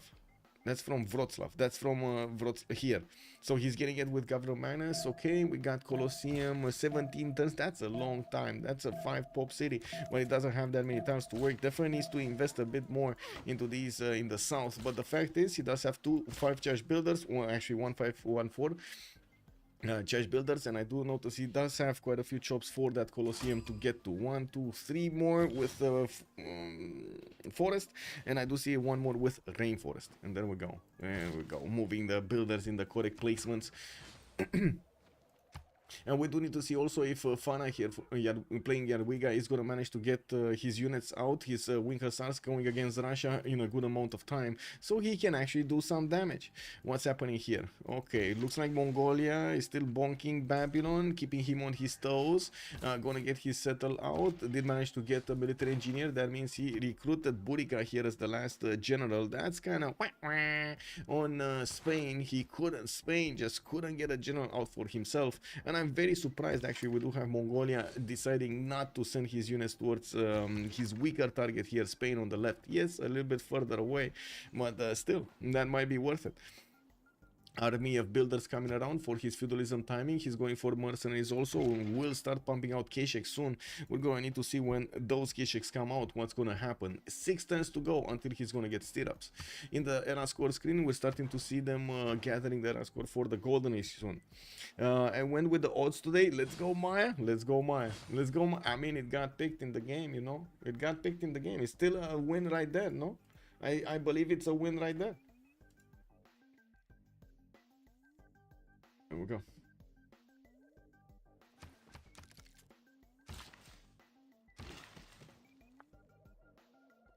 Eight turns for another encampment in Ulaanbaatar. Okay, Russia getting more monument in the capital. Interesting choice. Anyway, Lavras from Yaroslav. I would have expected him to actually start rolling some projects for culture rather than a monument. I believe it's much more important to get the projects in and to get the points in for those writers, artists, and musicians rather than just adding 2 more points of culture on your empire. City center per turn. Russia is only 2.3 grade writers. We do have Germany on 1.1. I do see Maya is also starting to go through the scientist screen quite quickly, through the scientists actually in general. Although I do have to say he didn't manage to get to open up Hypatia. It didn't actually reveal itself yet. I did also notice we do have a merchant with extra trade out capacity that was recruited by Germany. He didn't manage to get Zhang here, Ludwig II, benefiting from an extra trader here. Now we still have the army of feudalism builders starting to come around from Germany cities, and we'll need to see what's gonna happen. He is building his entertainment complex, but I gotta say, Colosseum is gonna finish way before he's actually gonna get that one down. Now I do see Great Library gonna be built in Gdansk, and I do see Krakow going for a granary, and we do have forces moving towards the east side and pushing out the Russian units from having visibility and also attack vector against Poland. Is gonna push them out of the choke points. We're gonna start on his Sukienices. These are the replacement markets that he's benefiting from, getting himself a bit more extra production on each of those trade routes. Bitgoinsk gonna get his builder out in 4. While we're going to need to come back a little bit later. He does have Yerevan here to give him some more faith per turn. Although I do have to say Yerevan gives you more faith when you have a lot of holy sites. Not that much. As in any faith city state will give you many points if you actually have a lot of holy sites. It's good for Russia, not that good for Poland. Poland here is not well known for actually spreading a lot of his holy sites on his cities. Just gets 2, maybe 3, and gets that gets the bonuses face generation from his relics. Maori gonna grab another city towards the north. Looks like gonna put down campuses. We do have him on 30 science with 50 culture, and I do notice he's on 115 points of production, the biggest in the game. And we do have him also with another trader coming on next turn, Diplo Quarter in Tepokohiwi. While he did manage to put a city on the right side, looks like nobody yet is gonna actually trade with him. We do have him with a possibility to trade, no? I think, yeah, he does have a possibility to trade with Poland. Just needs to actually settle this city center and get the trade routes going between him and the capital city of Krakow. Now we do have Maori here getting that setup going. Same can be said between Spain and Germany. We do have the trade routes starting to move between them. Already Germany is on 41 science with 70 culture, while he does have 98 points of production. I do see he's still gonna need to finish these Hanzas to actually get everything going, and he is doing it quite quickly. A +5 next to Trier. We do have Berlin placing another one here. That's gonna be a +5, and yeah, we're still waiting for those accurate placements here in between Munich, Berlin, and Aachen. Bremen got placed down. I think Reina City is going to be the ingest for all of those Spanish traders. While I'm pretty sure we're going to need to wait for Germany to send some traders towards the south. Looks like at the moment he's working internals from Trier to Munich. Trier would be this one. Okay. Well, what do we have here? Okay, Russia. Actually, Russia does have more production than Kupe. If you take a look at this, is 112 points of production and 83 points of faith. And Kupe has only production, no points of faith. He's starting to get his theater squares down, which will unlock the ability to build the mares, which are replacement basically amphitheaters in the theater square. He's gonna get the ability of 1 extra culture point and 1 extra faith point on each of these rainforest and forest tiles. And that's gonna be very, very, very good. Now, I did actually finish pyramids in the city of Ruatoria on the southeastern part of his empire, giving his builders an extra builder charge, which is amazing at this moment in the game. I do see Babylon is sitting on 4 cities, trying to get his heavy chariots out. Looks like he's 2 turns out from stirrups, 1 turn mercenaries. Will get knights against his Moumoulax, while Moumoulax is also 3 turn stirrups and 1 turn drama and poetry. We do need to see which one of them will actually have the gold to upgrade, because I do have to say Kublai Khan doesn't have that much gold per turn. Well, I should say Kublai Khan's team, Moumoulax, does not have that much gold per turn, nor do they have that many pre-builds over here. Mongolia does have 2 pre-builds of heavy chariots to upgrade from. Babylon is gonna punch through the Mongolian scout, gonna wanna get next to Karakorum and see what's going on. The Mongolian military engineer is also building up the trade route, or I should say the road pathway towards his neighbor, towards Spain, while we do have a very protective environment here. These mountains are protecting Mongolia from getting attacked, getting invaded easily by Babylon. Babylon gonna have a lot of these units. He already has 4 more in production, and already built, trained 1, 2, 3, 4, 5, 6, 7 of these heavy chariots to upgrade into knights. But again, they do need gold, and I do have to say on the side of Babylon, we do have a lot of gold in the bank. 400 gold in Philip's II Empire. Hammurabi is 145, and the Shedinjjja on Peter is already gonna have 190. And looking at the eel stab here, it does seem like, oh no, I'm sorry, we got the wee woo outside. Wee woo outside. It is what it is. I'm sorry. Wee woo, wee woo. Yeah, it is what it is. Anyway, religious settlements here for Spain getting his campuses out. Nice +4. Nice. Another +4 over here. Bilbao gonna work on his Stonehenge to get himself a religion, and will place another city towards the south next to Johannesburg. Probably on the 3-foot tile that's on the river over here. That would be the best placement that I can see right now. Okay. No, Hansa. Germany will actually increase his production capabilities quite quickly, while I'm pretty sure also Kupe is going to keep up with that. We'll have a lot better stats on Ludwig II at the moment. We're going to need to see what's going to happen in the next phase when Kupe is going to start getting those mares up. We do have Theater Square festivals coming out from Russia, building Amahabori Temple to get those extra benefits from his... what happened here? Oh, wow. I see what happened there. It is what it is. To get the extra benefits from those Posel, so he can actually evangelize his religion and get 2 extra beliefs in his religion, basically finishing his religion. The same can be said about Poland, right? He will need to actually get that going. It was much better to go for Colosseum. He did manage to finish it. Jadwiga here does have 28 science, 39 culture.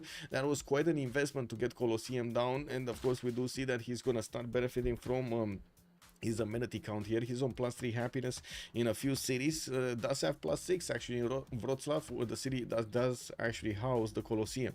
I do also notice the players are starting to be a bit anxious about the era score. I do see Radom working on a galley there. 6 more turns until the era is gonna end, and we're gonna have a pause of 2 minutes for them to actually go through the World Congress.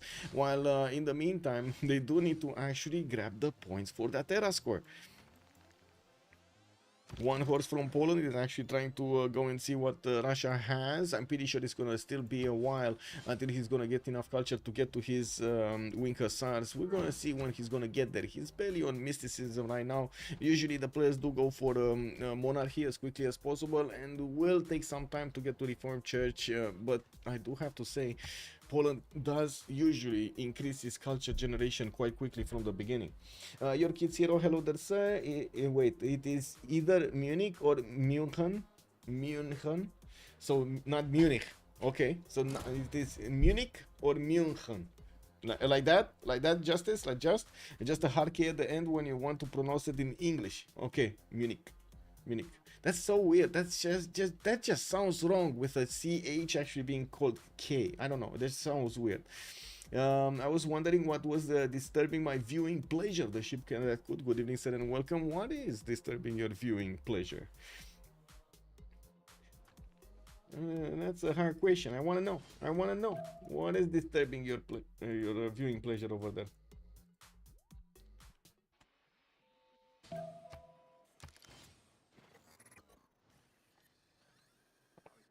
The Wii U. Oh, the Wii U. Yeah, the Wii U.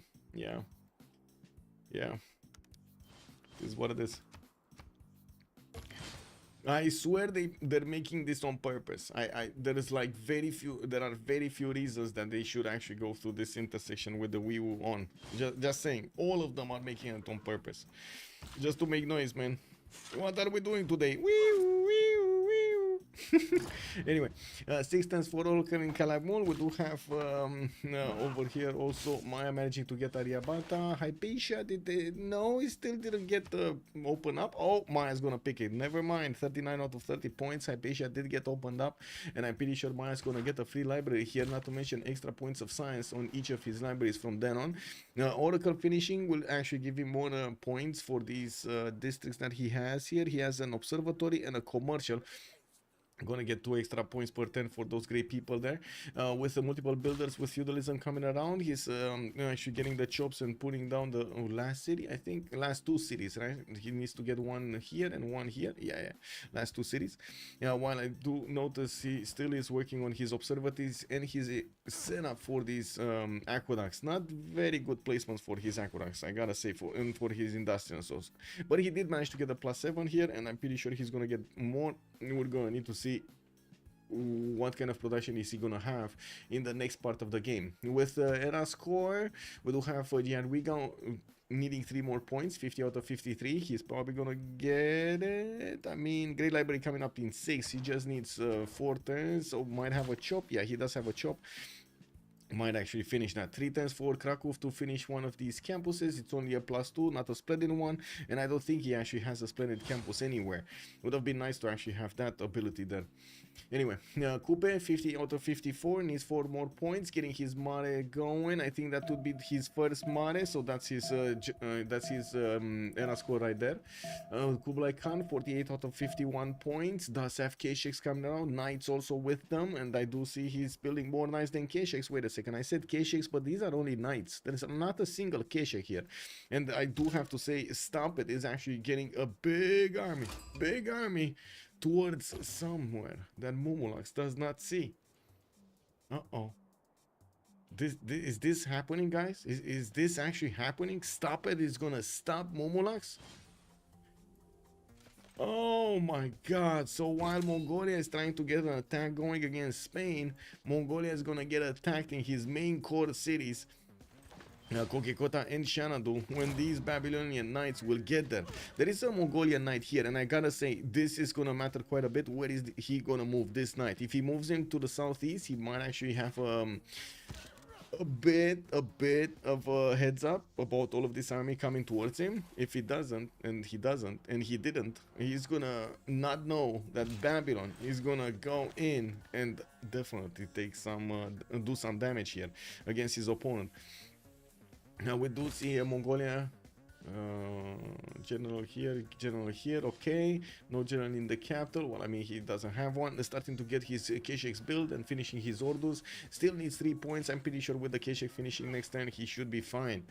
Armandarine, we do have 62 out of 63 for him. He did grab Scientist, no? He grabbed him? Yeah, he did grab Hypatia, and he's starting to get more science going. 68 out and 68 science and the 56 culture.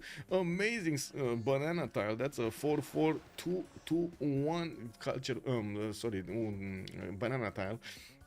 While he's still deploying the cities towards the east side, we do have him working on his builders, getting a theater square. That's gonna be, where is this theater square? That's here. That should be a +4. Okay, so that's gonna be a splendid theater square. He should get the ERA score anyway from it. Opera 357 still needs 5 more points, 47 out of 52. We do have Spain here working on new settlers. Stonehenge coming up from Bilbao next turn. That should be his points right here for the Golden Age. Okay, Hammurabi 57 out of 60. We do have him going for the attack. Woo, woo, woo. We got Stop It going for Xanadu, and Xanadu doesn't know what's gonna be hitting it. It looks like Mongolia was sending all of his boys towards the left side, and he's gonna be hitting the right side. This is basically like a punch counter punch kind of thing over here. You see in the movies, you know, one punch comes in from the right side, the other one parries, and then boom, left hook. Woo, getting it going. MS Doll, hello there, and welcome. Also, well, the Civ5 enjoyers, yeah. Also, I would like to know your opinions on what Civ is consistently good on the majority of spawns on a Pangea map in vanilla. Rome. There's no other, how to say, there's no other answer to that. Rome is the most consistent one. The ship that could, yes, this is looking spicy indeed. Starting to look quite spicy. No, well, let's actually see. Do we have 3 more turns? We got 3 more turns. ERA score. Babylon still needs to get there. Philip II did not finish it. He's 51 out of 52. Oh, I see. He only recruited the Great Prophet. He didn't actually start his religion, and he does have time. Okay, he's fine. He's fine. Okay, Ludwig, 60 out of 63. Woo, we got a problem. Ludwig might not get it. He did manage to place down a few, how to say, build a few knights here and send them towards Hattusa. He might actually want to take this away from Moumoulax, his opponent. Definitely doesn't want to get that extra science into his opponent empire if he can help it. Has harbored from Trier, that's not a +4, doesn't matter. Munich gonna get a campus, that's gonna be a +4 over here next to the mountains, but he already got a +3, so that doesn't matter. More aqueduct placements for his Hansas, pulling down the commercials in between the Hansas, so he gets better points of adjacency towards Hansas and not the gold points. And well, I don't see the points coming in for Sewi. Monarchy maybe? No, medieval fairs. Is he in monarchy? He's already in monarchy, so okay, he got over that. Does he have a boat? he doesn't have a boat. Maybe a boat? Hello? Can you build a boat or buy a boat? Maybe they do have a lot of gold. I mean, he has more gold per turn than a boat costs right now. So, you know, he might actually grab a boat next turn. Shedinjjja, 71 out of 67. He's the only one that we actually saw that did go over the necessary points. He did manage to finish Mahabori Temple, working on a few horses, and still needs to evangelize his religion here. We do have Theater Square festivals from Tula. I do see libraries from Moscow. Okay, well, let's actually see what's going on here. Because this is dangerous, very dangerous. We do have Babylon walking in with 3, 4, 5, 6 of these knights into the borders of Mongolia. We do have one trebuchet that is probably going to pay the price of being on the front line here, while Babylon is also going to get not only the pillage on the warlord's throne, which is extremely valuable at this point, will put quite a bit of more economic pressure on Mongolia, and will also slow down his ability to reinforce the front line. While I do notice Mongolia was getting these armies towards the west side, since these are calves, and of course also Kesheks are going to be trained in the city of Xanadu and Ulaanbaatar, he might actually get the opportunity to fend this off. We're going to need to see if Babylon here is going to make the correct steps to actually get this attack going. Well, as in get this attack successfully going against his opponent. Terracotta Army in Mari. We do have Intelligence Agency finishing up next turn for Babylon. He stayed on 4 cities. Now he's going to expand to 5 and 6. While I do see he's getting his pilgrims in his cities, that will give him some some food points on his freshwater tiles that are worked in the city that he built his pilgrim from. Woo, that was a long one. Check last move from Mongolia. Last move. We're watching. Okay, we're watching. Also Lee, hello there, sir. Melee moves. Okay. And it was at this moment he knew. He effed up. Well, let's actually see the last move on Stop It. He didn't move a single unit, by the way.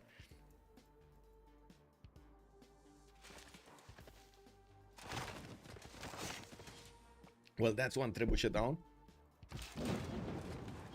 Pillaged that, got this, so he pillaged the warlord's thrones, slowed down the production of Mongolia. He's moving his knights around the Kokekota, and I gotta ask, is he gonna have enough damage to actually take that city down? If he focuses everything, does he have enough damage to take that city down? Because it looks like a knight coming up in 5 turns, that's gonna be way too late to actually fend this attack off. I think the answer is yes, that city is gonna go down. This city Kokekota should go down. There should be 4 attacks that can be done next turn, but the city is not going to be placed under siege. Let's see how quickly this can happen. Let's go. Stop it. Let's go. He's not moving. He's actually waiting for the Kesheks. Wow, these Kesheks are kind of useless. Okay, not that useless. Excuse me. Oh, the knight can still attack. No problem. It's fine. Yeah, he really should take that city down. Like triple slam it, take it down. I think that's what's gonna happen here. He'll have to finish the wonders. Yeah, there we go. Kokekota is being taken down. No way Mongolia is gonna get a wall in there. He might have if he did have the builder on a chop, but he doesn't, so that's not happening. We do have also Maya sending a horse to actually try to help out over here Kublai Khan, but it's too late. The Knights of Babylon did manage to get exactly where the Babylon, what I should say, Mongolia didn't want to see them. We do have Mongolia also crossing the river towards Spain. He will get into the borders of Spain with a few knights, and I do not see any Keshek with this army. He does have 5 knights with a general, and I do see the Kesheks are probably going to be deployed back to his capital to help fend off the attack of Babylon against his city centers here. We do have also Babylon just making a defensive line of units to the left of Mari, while his initial spy probably is on the way towards the Mongolian capital. We're going to need to see if he's going to get in there and be successful about it. I do have to say, usually it's good to actually allow these Mongolian troops to be in the encampment, because you do a lot more damage to the encampment than you do to the knight itself, to the unit itself. Now, it looks like with Kokekota being taken down, that encampment also can be taken down, again slowing down the military capabilities of Xanadu to replace these units when he needs to. Since we do have one more turn until the next era, let's check the era score. Did everybody get it? Golden Ager, Golden Ager, Golden Ager, Golden Ager, Golden Ager, Golden Age, and Golden Age. Everybody did get a Golden Age. Wait a second, they're basically saying, you take my points. I didn't want them anyway. The Government Plaza City, that will hurt. Wait, this is the Government Plaza City, or was this Xanadu? No, this is from Xanadu. So Kokekota is not actually the Government Plaza City. Xanadu is. He just placed that Government Plaza very, very far away from the city center. And I do have to say, there's no unit here from Mongolia that could retake that city. We should actually see Babylon try to raise it, or I should say, not try, raise it to the ground. And we're going to need to see if, yeah, there we go. He did raise it. Okay, that's going to be encampment next with a knight inside of it. Looks like Babylon might actually lose a knight next turn if he doesn't move it back. He does need the movement, and he did take out the encampment of Xanadu alongside with that Gavron Plaza, replenishing some health from the farms here, and still knocking down heads in the capital city of his opponents. It looks like Spain did manage to get the defensive line going to the northwest of Cordoba and southeast. This is very nice. He coupled his line of defense together with Babylon, and you do see how no unit from Mongolia can actually pass through unless they're much stronger. Oh, this is bad for Mongolia. Flood comes in, Korakoto smashes through so many farms there. We got Russia still not upgrading his religion. I do see he's still on 2. Eastern Orthodoxy did get established by Spain with sacred places and Jesuit education, so he has a little bit more use of his faith per turn. And foreign ministry coming up in Madrid. Okay, he's fine. While Kupe is gonna get his Colossus next turn. We do have Kupe over here that did jump up to 58 science with 102 culture and 156 points of production. Sewi though, Sevi on Ludwig II did manage to take over Hattusa and taking away a lot of science from his opponents. And I do have to say his 87 science points with 137 culture, not to mention 176 gold a turn, 234 points of production, puts him way ahead of his opponents here, while I do have to say also his allies. Victor always saying farms getting pillaged by flood denies the pillage for health from, yeah, true, that is true, that it will actually slow down the attack here of Babylon. Not that he could have actually gotten into these towns, but you're right, that would mean that he's not gonna get that going. He's not gonna have that. I'm actually, yeah, there we go. I was watching the last moves here from Babylon.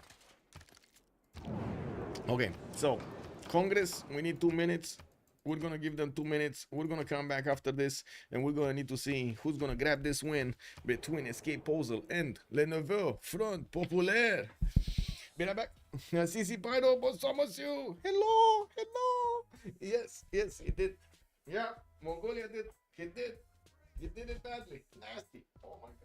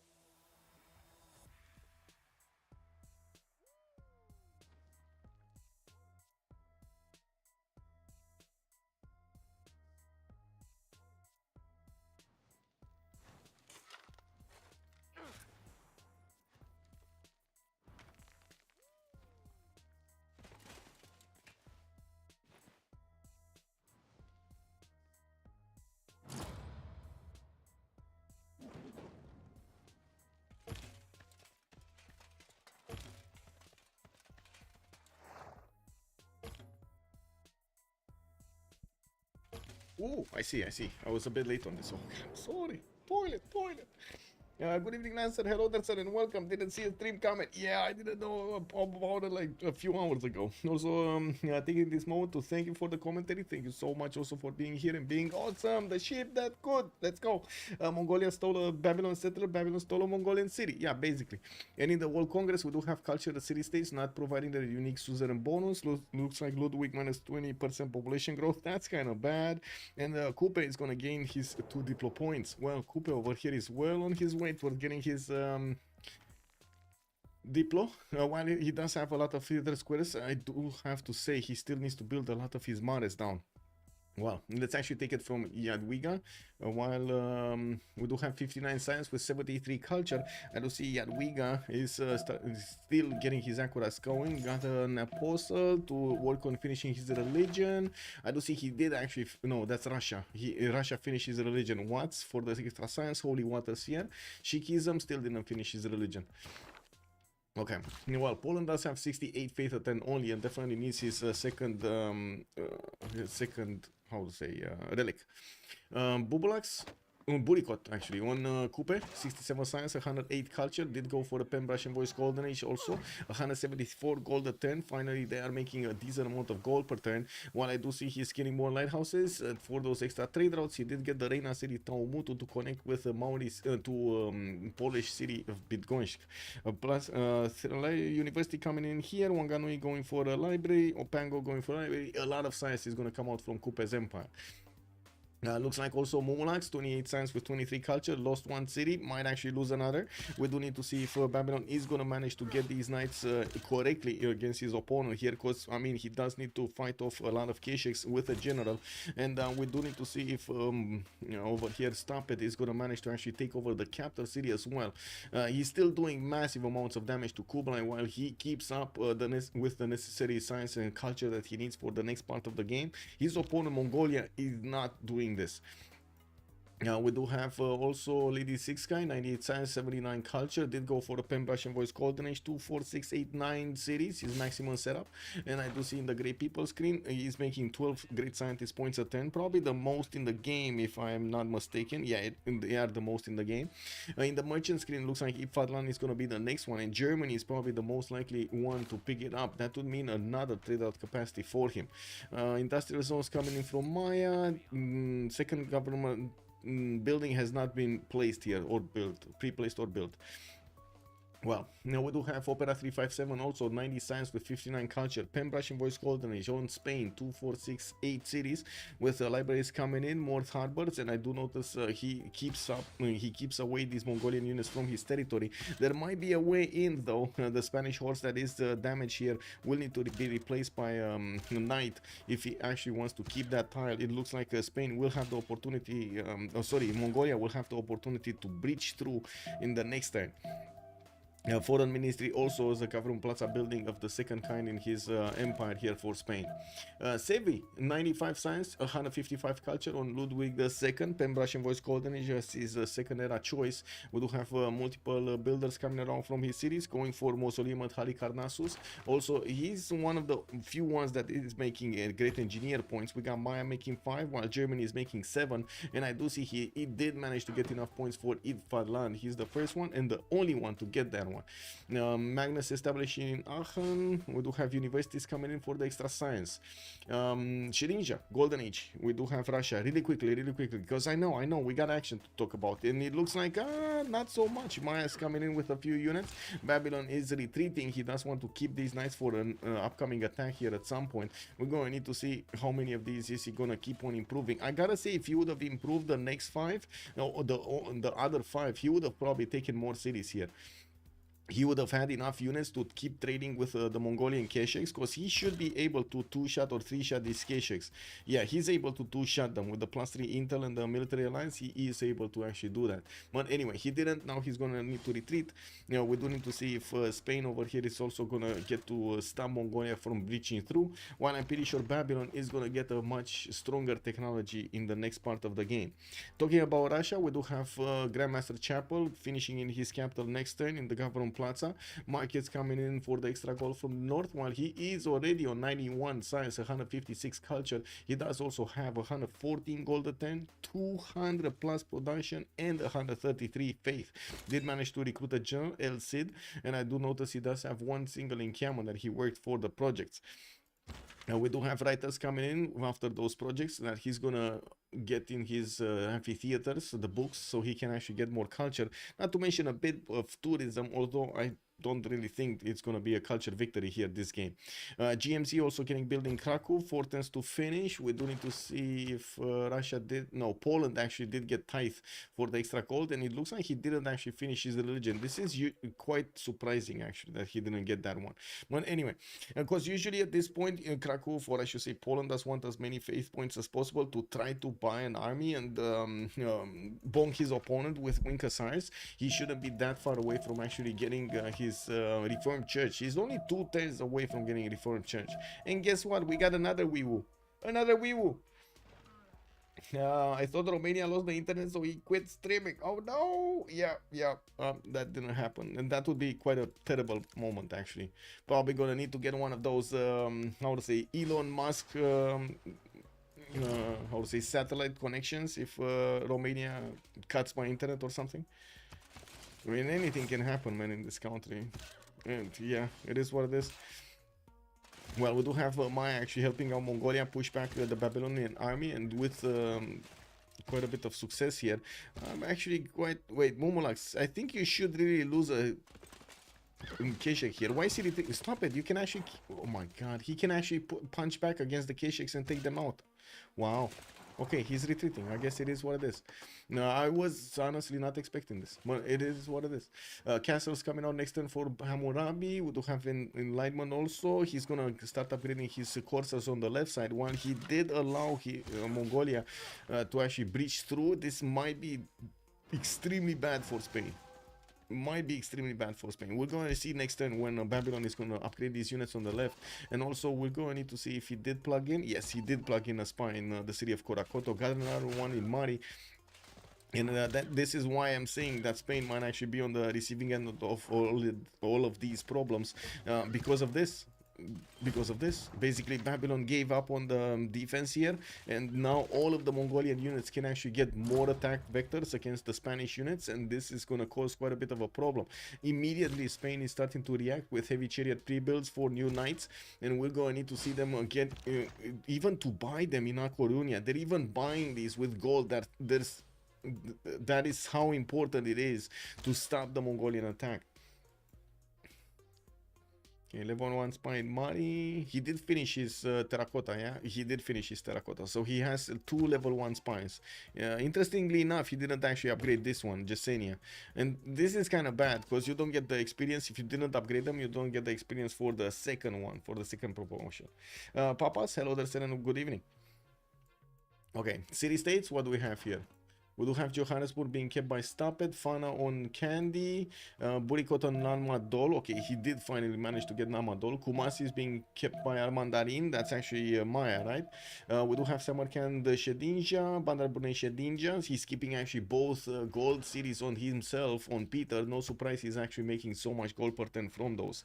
And looking at this, he did actually place Novgorod quite far away from his other settlers to the northwest of Samarkand here. Encampment training project coming up from Poland in Warsaw. I do see Poland will get projects chopped, and will try to get that general point as quickly as possible. Just to evangelize his religion. We're gonna see the 4th belief soon, and I do see he's 2 turns away from GMC, while he still is working on some settlers from Wrocław and Radom on the western side of his capital here. In Spanish territory, we do have all of these knights starting to get their upgrades on the front line. Also, we do have the Babylonian coursers starting to get out. They can attack into the Mongolian horses with no problems, especially since they do have also crossbows with them. These horses should not be a challenge for the coursers of Babylon.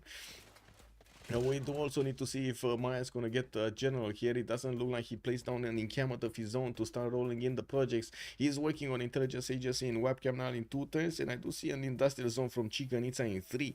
While Kalamuil is going to get Pingala in there, we're going to need to wait for that extra science to come out from the population for Armandarine here. I do have to say, we do have Philip II and Sewi just steaming ahead with the science and the culture points. 123 science on Opera and 139 on Sewi. While we do have, oh my god, Armada Siracusa, thank you so much, sir, for the 5 gifted subs. Starting out nicely the week over here. Player F20, we got Orancia, Grogro, Makavelik, and Lucky Sherbert. Just subscribe. Welcome, sirs, and thank you again so much for the gifts. Woohoo! Look at me! Good evening, sir, and welcome. Let's go! Yay! Oh my God! Stag dance. What is that? Look at that! Look at that tail wiggling, man! Look at that tail wiggling. Amazing. Anyway, now we do have more Keshiks coming up from Mongolia. He's trying to do the damage, enter the Spanish borders, but he just cannot, especially with the new Spanish defense. It looks like it's hard of nails over here. It's gonna be very hard for Mongolia to punch through. On the cities of Maori, we do have new campuses being placed, and I do see he still did not finish all of his mares. He did manage to get at least 2 of them, while he needs to place down more theater squares for those points. Kupe over here is 91 science and 111 culture. He does also have 195 points of production, quite a bit lower than his opponents here, especially since Sewi is already 290, and he should be on the same level as Kupe, or I should say Kupe should be on the same level as Ludwig II. Now we do have more admirals being picked up, and I do see an extra trade route one also, and we will need to see what Babylon is gonna do with his units, if he's gonna start pushing back his opponent or not, especially since he does have a significant amount of pre-builds here in Tutul, another 5 heavy chariots that could come out to bonk the Mongolian units. Anonymous gifter! Woo! Good evening, sir. We got another 5 gifted subs, and what is this? We're getting to the level 3 hype train. Woohoo! We got a choo-choo going. We got chokera. We got sushi smells. Wait, actually, I kind of agree with that. Sushi does smell. Zim NLP, LNP, Nalipod, and Lolole Boato. Good evening, sirs, and welcome. Bonsoir, monsieur, bienvenue. Now we do need to see what's going to happen also on Spain with the defense up. It looks like he will have the opportunity to push back slowly but surely, getting quite a few swordsmen for his conquistadors. Those will be stronger units than what Mongolia can output, especially since Mongolia is barely trying to get to his printing. 6 turns over here for printing, and the Beasley dropping those 100 berries. Thank you so much, sir. Much appreciated. And we unlocked a random emote. I don't know which one, but it looks like we unlocked a random emote. Anyway, Chichen Itza being built over here in Germany's territory after he did get mausoleum at Halicarnassus in the city of Trier. He will probably get the opportunity to actually roll it through the engineer points, right? His James of St. George, he passed it. Maya will need to get this one, and I do see Babylon is starting to make a few great engineer points of his own. Zani D, thank you so much for the tier 1 sub, much appreciated. Oh my god, we're actually first stream after a few days, 5 days, and we got a level, almost a level 4. We got a level 4 hype train going. Amazing. Okay, well, campus research projects coming up in Munich. We do have to see when Newton is going to come out to play over here. We did have actually Germany picking up the 3rd great merchant with extra trade route capacity. He did manage to recruit Marco Polo, Ifatlan, and also Zhang Qian from the beginning of the game. While we did have Zheng He being recruited by Maori on the other team, that's an admiral, and of course it still gives you an extra trade route capacity. Germany here will probably want to pass Galileo Galilei after he gets his empire points going. We got Forbidden City being placed in Aachen, and I do want to remind myself, what was it? Munich. Okay, that was the correct pronunciation, right? In German, München. Okay. Just keep on telling me if I'm actually not doing this right or wrong, so I know. Mozrat, thank you so much also for the 100 biddies. Much appreciated, sir. Just keeping the fun going. I see how it is. Oh, I see how amazing. Thank you. Well, I do see new caches starting to come out from Mongolia, and yes, I do see also finally Babylon is starting to push back the Mongolian troops from around his territory. Will need to move forward all of his corsairs, and he does have promotions for them. He didn't actually finish all of the promotions that were given by the Terracotta army. We do need to see if Spain is going to have enough of a punch here to attack into his opponent and push back these units. He definitely has enough units. It's more of a problem of how he is going to try to attack into his opponent and do all of this damage. Actually, I think he should take out these knights. Like, there's a knight here that he can take out, and there's another knight that he could attack and next turn take that one down also. Anyway, it is what it is. We do have Mongolia with the attack going on too, to those units that were actually defending his major city here from the invasion of the Babylonian units. Just for some reason they kept on moving, trying to actually hunt down the Babylonian troops that were retreating into reinforcements. And when the reinforcements are starting to get their upgrades, bam, bam, bam, the Mongolian units get taken down. And Sasu, bonsoir monsieur, bienvenue, tier 1 sub. Woo, we're getting close to the level 5 hype train. Amazing day. Good evening, sir, and welcome. Thank you so much. Well, these Mongolian caches shouldn't actually hold for long, especially since the Babylonian knights can actually attack first move on that cache and push back the general, deleting how to say, the extra movement from the caches and also the +5 bonus points that he's getting from that general. We do have Babylon here trying to do some last moves, and let's actually see if we will have Moumoulax trying to retreat his caches as quickly as possible to the rainforest and back between the mountains. Well, I do notice also Opera 357 will need to keep moving on the left. Well, at the moment, stop it. I don't think he actually has any first moves. That's the problem. He doesn't have first moves. He can still attack his opponent here, though. Yeah, he does have 2 units that will take out the Keshek if he wants to. Frizzil, bonsoir monsieur, bienvenue, bienvenue. Yo, welcome. Coming to the land, Frizzil? Are you coming to the land? I hope so, man. Let's see, what do we have here? 5 times for the Civ6. Did they pass this? No, James of St. George is actually still not wanted by anybody, unfortunately. And it looks like Germany did pass Galileo Galilei. It's probably gonna be on Maya to pick it up next, or Russia. Russia is starting to make a few projects and working on St. Basil Cathedral from his capital. I have no idea what this means, by the way. I have no idea what this city-state name means from Shedinjjja.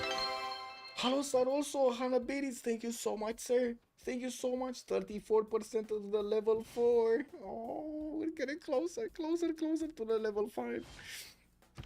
Finally, Poland is starting to get an army out. 2, 4, 6, 7. Wait, 2, 4, 6, 7 of these. 8 of these heavy chariots. 9 in Gdansk, and they are moving towards Warsaw. I do have to mention he didn't manage to get a road pathway between Warsaw and the Krakow, so he doesn't have the ability to move these units quickly through that choke point. We do have an encampment training project in 2 turns finishing. Poland is only one great general point a turn, and I do see Gustavus Adolphus is going to be the next general here for him. We do have Russia only defending himself with a few units, while yes, he does have GMC to use his faith generation to buy some units out.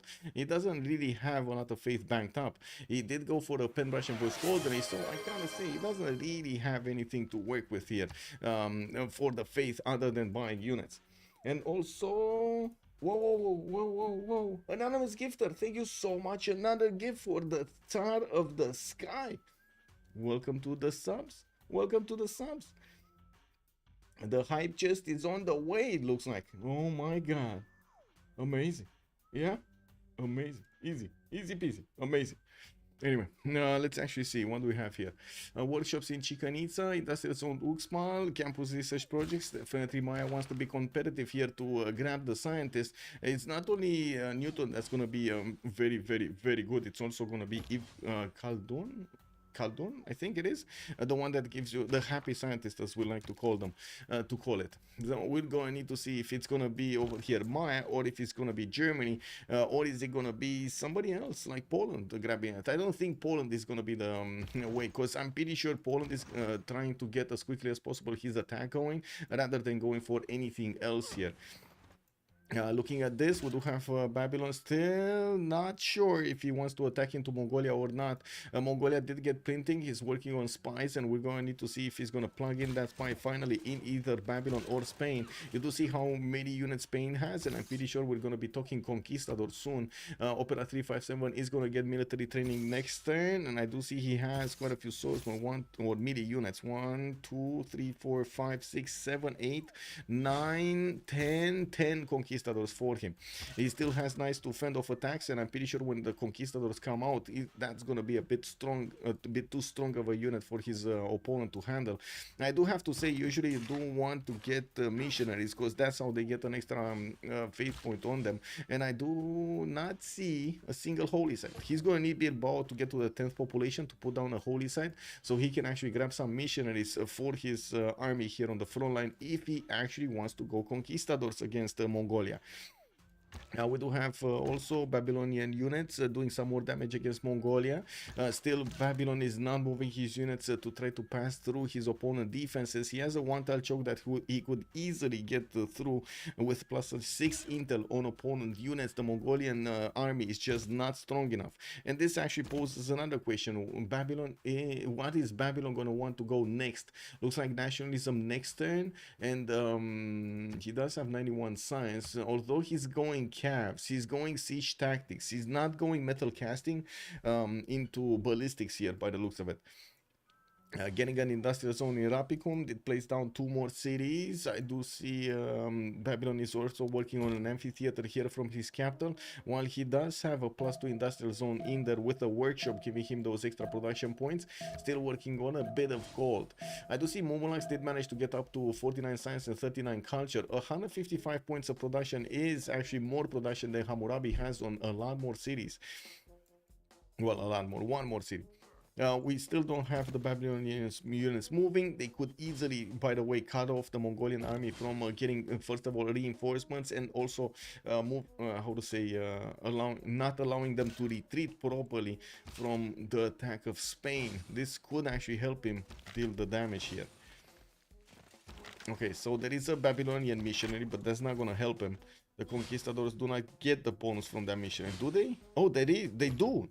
So it looks like Babylon is going to be the one with the missionaries here. Okay, that's why we have missionaries moving. 80 strength unit against the Knight of 64 of Mongolia. I'm pretty sure Mongolia is going to be overwhelmed by the strength of the conquistadors. It's going to be a question on when is Babylon going to manage to get his upgrades going. He already did get nationalism, which is going to help him get the core units going. Dorian Gradius, Nața, bună ziua domnule și bine ai venit. Also, Project Cisco, good evening, sir, and welcome. When stats? What stats? When stats? Yeah, when stats, exactly. Good lord, what is Germany doing? Those stats have to have a ridiculously high build. 2, 4, 6, 8 cities. I guess it is a tall build. Yeah, indeed. You do have him on 221 science, 236 culture. It's still getting campus research projects, even though I do have to say Kupe did pick up Galileo Galilei, and there was no Newton behind Galileo Galilei. Maya and Germany passed this one around. Russia is gonna get more points. Spain is gonna get some, and Babylon is gonna get some, but they're gonna take a while to unlock Emily du Châtelet, which is the next one on the chopping block. Russia 11 points of great writers. Maori Benyon 3, he can't recruit this in anyway. Poland is getting 3, and Germany 2, Maya 2, Babylon 3, Spain 3. So it looks like only Russia actually has a lot of competitiveness over here in the writer screen. Maya working on his university, still trying to get the same science as Ludwig II. He's on 160 with only 100 culture, and I do see him on 255 points of production, working on his industrial zones from 3 cities, and also trying to get more housing in there for the extra population points. Did manage to get at least 3 cities over 10 pop. His capital, Calakmul and Kirigua.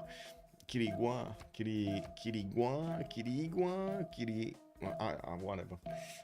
Anyway, it is what it is. Mongolia failing the horse rush. Yes. And now the question is, when is he gonna be punched back in the face or in the nuts? One of the two. We'll see.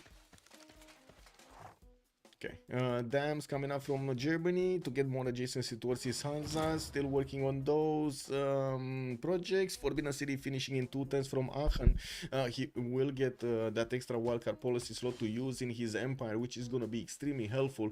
And we're going to need to see what's going to happen here with the attack going from Poland against the units of Russia. I think the question is, can Russia get to his Cossacks in good enough time? And the answer is yes. He can.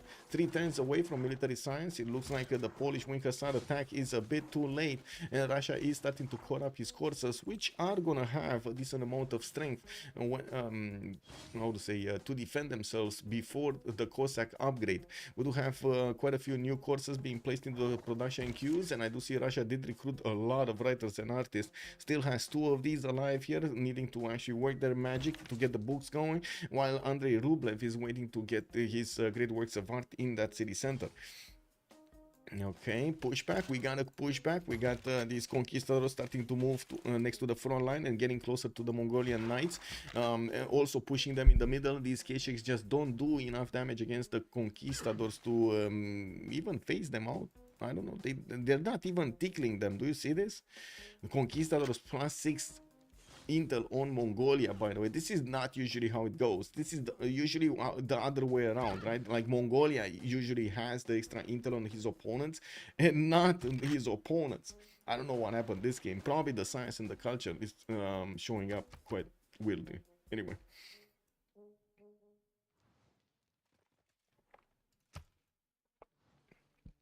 Kupe did manage to get to his 150 science and does have 133 culture. Will need a lot more monies working on universities, and he was the one that recruited Galileo Galilei. It looks like they went through the scientist screen and Germany got both. Ludwig II got both Ibn Khaldun and Newton in the same role, in the same year. In 150 AD of this game, he did manage to get 2 scientists. Newton for the free university and library in a district, and also his universities provide him the +2 science. We did have Chosen Campus getting his 2 housing and 1 amenity, not to mention increasing the non-food yields of benefit of happiness in his empire by 40%. Well, let's see if Russia is going to get to defend this. I do think so. I guess we're going to need to wait for those Cossacks to come out to play here.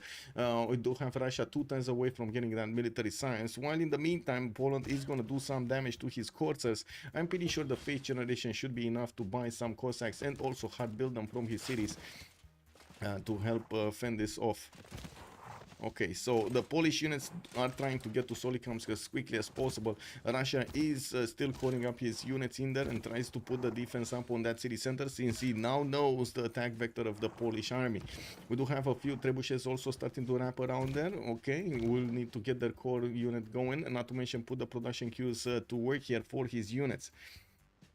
Okay, Conquistadors definitely going on the offense over here. Mongolia's units are getting one shot when they're moving back and don't have the defensive capabilities anymore, the fortified defenses.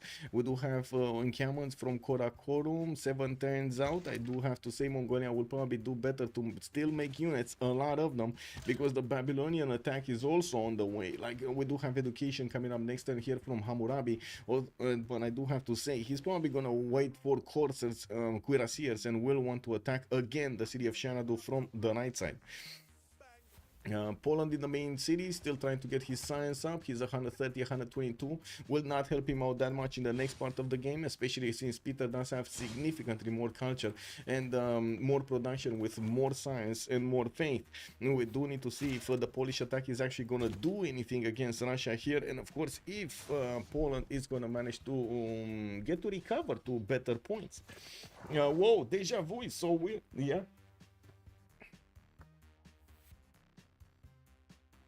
It looks like the red timer is also on. We got 8 more turns until the next era, and we do need to see how this attack is gonna go. It does seem like slowly but surely Escape Posel is managing to get to push back their opponents to their territory, and will have the opportunity to take out Mongolia here. We're gonna need to see if we're gonna have Maya start to put down a lot of encampments. Only got 1 at the moment, actually 2 at the moment. He's gonna need a lot more if he wants to actually trade punches with his next door neighbor, with Babylon Babylon in the next part. Good thing is Armandarine does have a lot more science than Babylon, and does have about the same amount of culture with significantly more production, and doesn't have any other opponent next to him. It's just Babylon. Spain is starting to get more armories. Did get a second encampment going. I do see Salamanca working on markets for the extra gold, some art museums for the extra culture.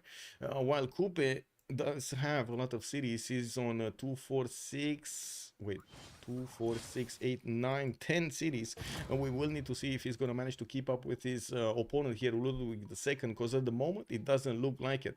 Both of them are being pen, brush, and voice golden age. Definitely Ludwig II does have the higher stats points. I think Mongolia's army is just disappearing in front of our eyes, isn't it? Like slowly but surely, this army is just disappearing with the Conquistador Corps coming out to play. It looks like these Mongolian Kesheks, yes, do quite a bit of damage, but not enough. Still not enough. They did manage to take out 2 units. There still are so many units from Spain to pick that one up anyway. And finally, Babylon might actually start moving some of his units here, going for gunpowder. Okay, he's on the cuirassier track, on the ballistics track.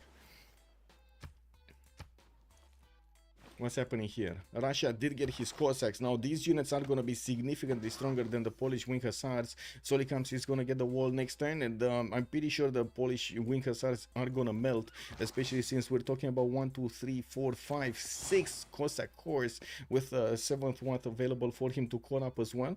These Cossacks, normal Cossacks, still can do more damage against the Polish Wing Hussars, especially since they are near the Russian border, where the Cossacks do get an extra +5 on them.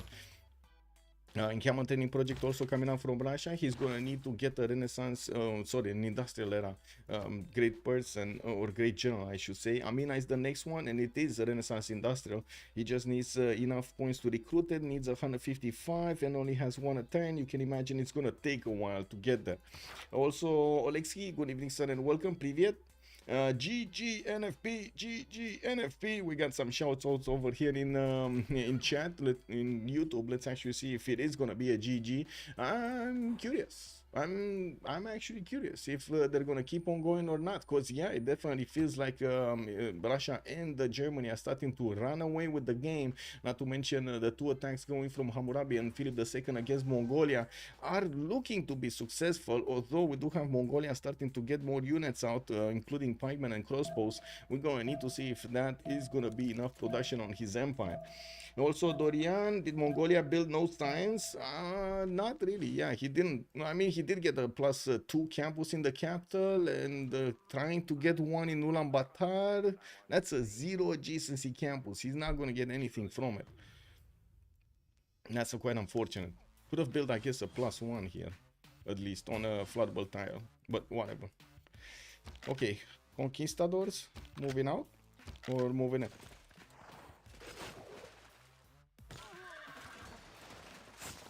Okay, we got quite a few trades going on. 2 units from Spain got taken out. Opera 357 definitely doesn't have the first moves, or he would have done the damage first against Mongolia here. And we do have Mongolia trying to move out with his great general and his Kesheks, moving and shooting basically. Say we industrialization next turn for the extra production points. We got Fana metal casting. I gotta say the Polish Wing Hussars are trying to make a line of defense here, while the Cossack Corps only attack 1. We do still have movement points on the other ones. I'm pretty sure also Russia is gonna get his not only general soon, but also his promotions on these Cossacks, and they will get much stronger. We do have a Wing Hussar just sitting in between so many of these Cossacks. Where's this guy sitting here? This guy should be dead, no? Yeah. Yeah, it's probably gonna be dead last of the turn. Okay, what's happening here? Not much. Era score. We got 6 more turns. Okay, let's see. Ludwig might actually get his golden. He's 6 points off. We got Kupe going dark, Kublai going dark, Armandarine going dark. I do notice Opera 357 going dark. Stop it from Hammurabi going dark. Sewi going dark. And Russia will get his golden age. He's 110 out of 111. Definitely will get the golden age. And we do have a campus here from the capital. That should be this beautiful +6. Well, I'm pretty sure he already got a +3 going. This would have been a +3. Yeah, there we go, for a splendid campus. No, oh, Polish army is actually retreating. He does have choke points that he can retreat behind, although I don't think Russia wants to be that aggressive. We're going to need to see if Shedinjjja is actually going to go against his opponent here. He does have 110 tourism, which at the moment is not that much. Ludwig, for example, is only on 49, and of course in the culture screen we only have 3 of these tourists actually on the side of Shedinjjja for Russia. Okay, attack going. Oransi, bonsoir monsieur, bienvenue. Ludwig is insane, yeah. And Oransi is calling out for the CC plus over here from Le Nouveau front Popouler. We'll see when they do plus. Screen. Okay, Opera. They did take out Hatusa, right? That was the only science city state in the game. Shedinjjja is still keeping the gold. Johannesburg and Singapore are on one side. The production city states are on one side, and they're on the side of Germany, which is gonna be so important here. After he did manage to finish industrialization, he jumped up to 500 points of production. We do have him on 250 science, 313 culture, and it looks like there's no stopping him. We got, of course, the factories coming into his empire here, more workshops in Cologne. While I do see new builders from Germany will come out with a feudalism bonus. He did finish Chicanitsa, giving him extra points of production on each of these rainforest tiles and an extra culture point. While we do have him also trying to go for Kilva Kisivani, and we do need to see if he's gonna get the opportunity to get engineers. No, it looks like everybody's passing these, and Babylon is working way too little points from his industrial zones to actually get this in a good enough time. Maori just got one of his industrial zones going, and did focus on getting harbors out from his harbors. Wow, shipyards out from his harbors. 400 also gold at 10 here for Ludwig II is amazing. That is so much gold per 10. He's the one trading with Spain, right? Yeah, he's trading with Spain over here. That is so much goodness. Okay, Babylon, 2 turns away from military science, has Cav upgrade soon. 1, 2, 3, 4, 5, 6, 7. 7 of these calves will be upgraded from 2 to 8. Actually, there's a horse style here, and there are some more pre-builds on the west side of Mari, where he does have heavy chariots for soon to be cuirassiers. He's trying to hard build a few more of these courses for the calf upgrade. Rapicum Babylon working on some, Mark Shapir also working on some, while of course he does have 2 turns. We're going to need to wait for him to actually get this attack going. I'm pretty sure Maya cannot stop this if he's going with a calf cores against the units of Mongolia. There's not much that Mongolia can actually do here. We do have Mongolia trying to get to military engineering, and probably the best choice would be to try to get to metal casting in a good enough time. It's just that the little thing there, good enough time, is going to be a problem.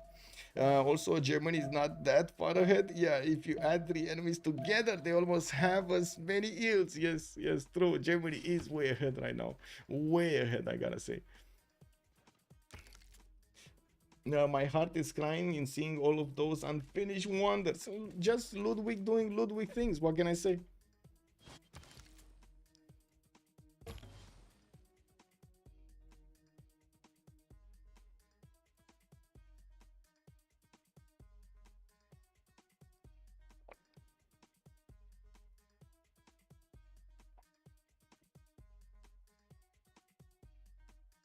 One sec.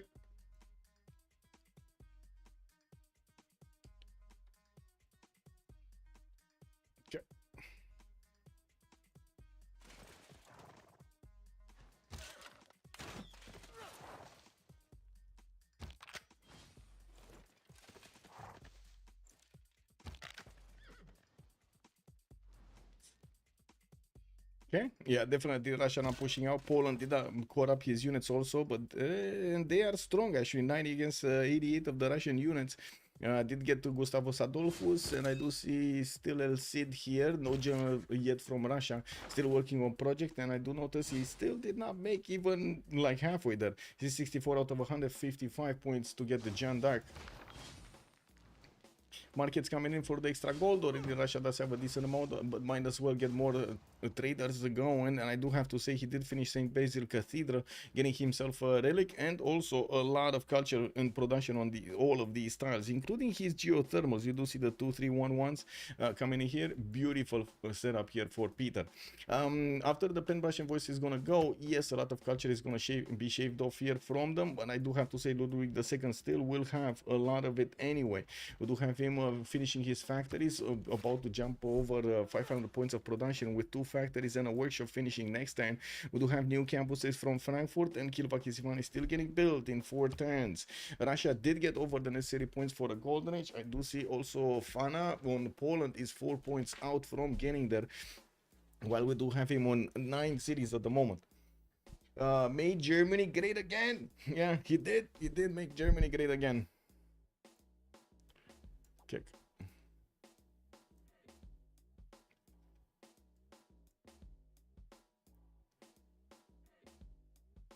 Oh, let me get some water going.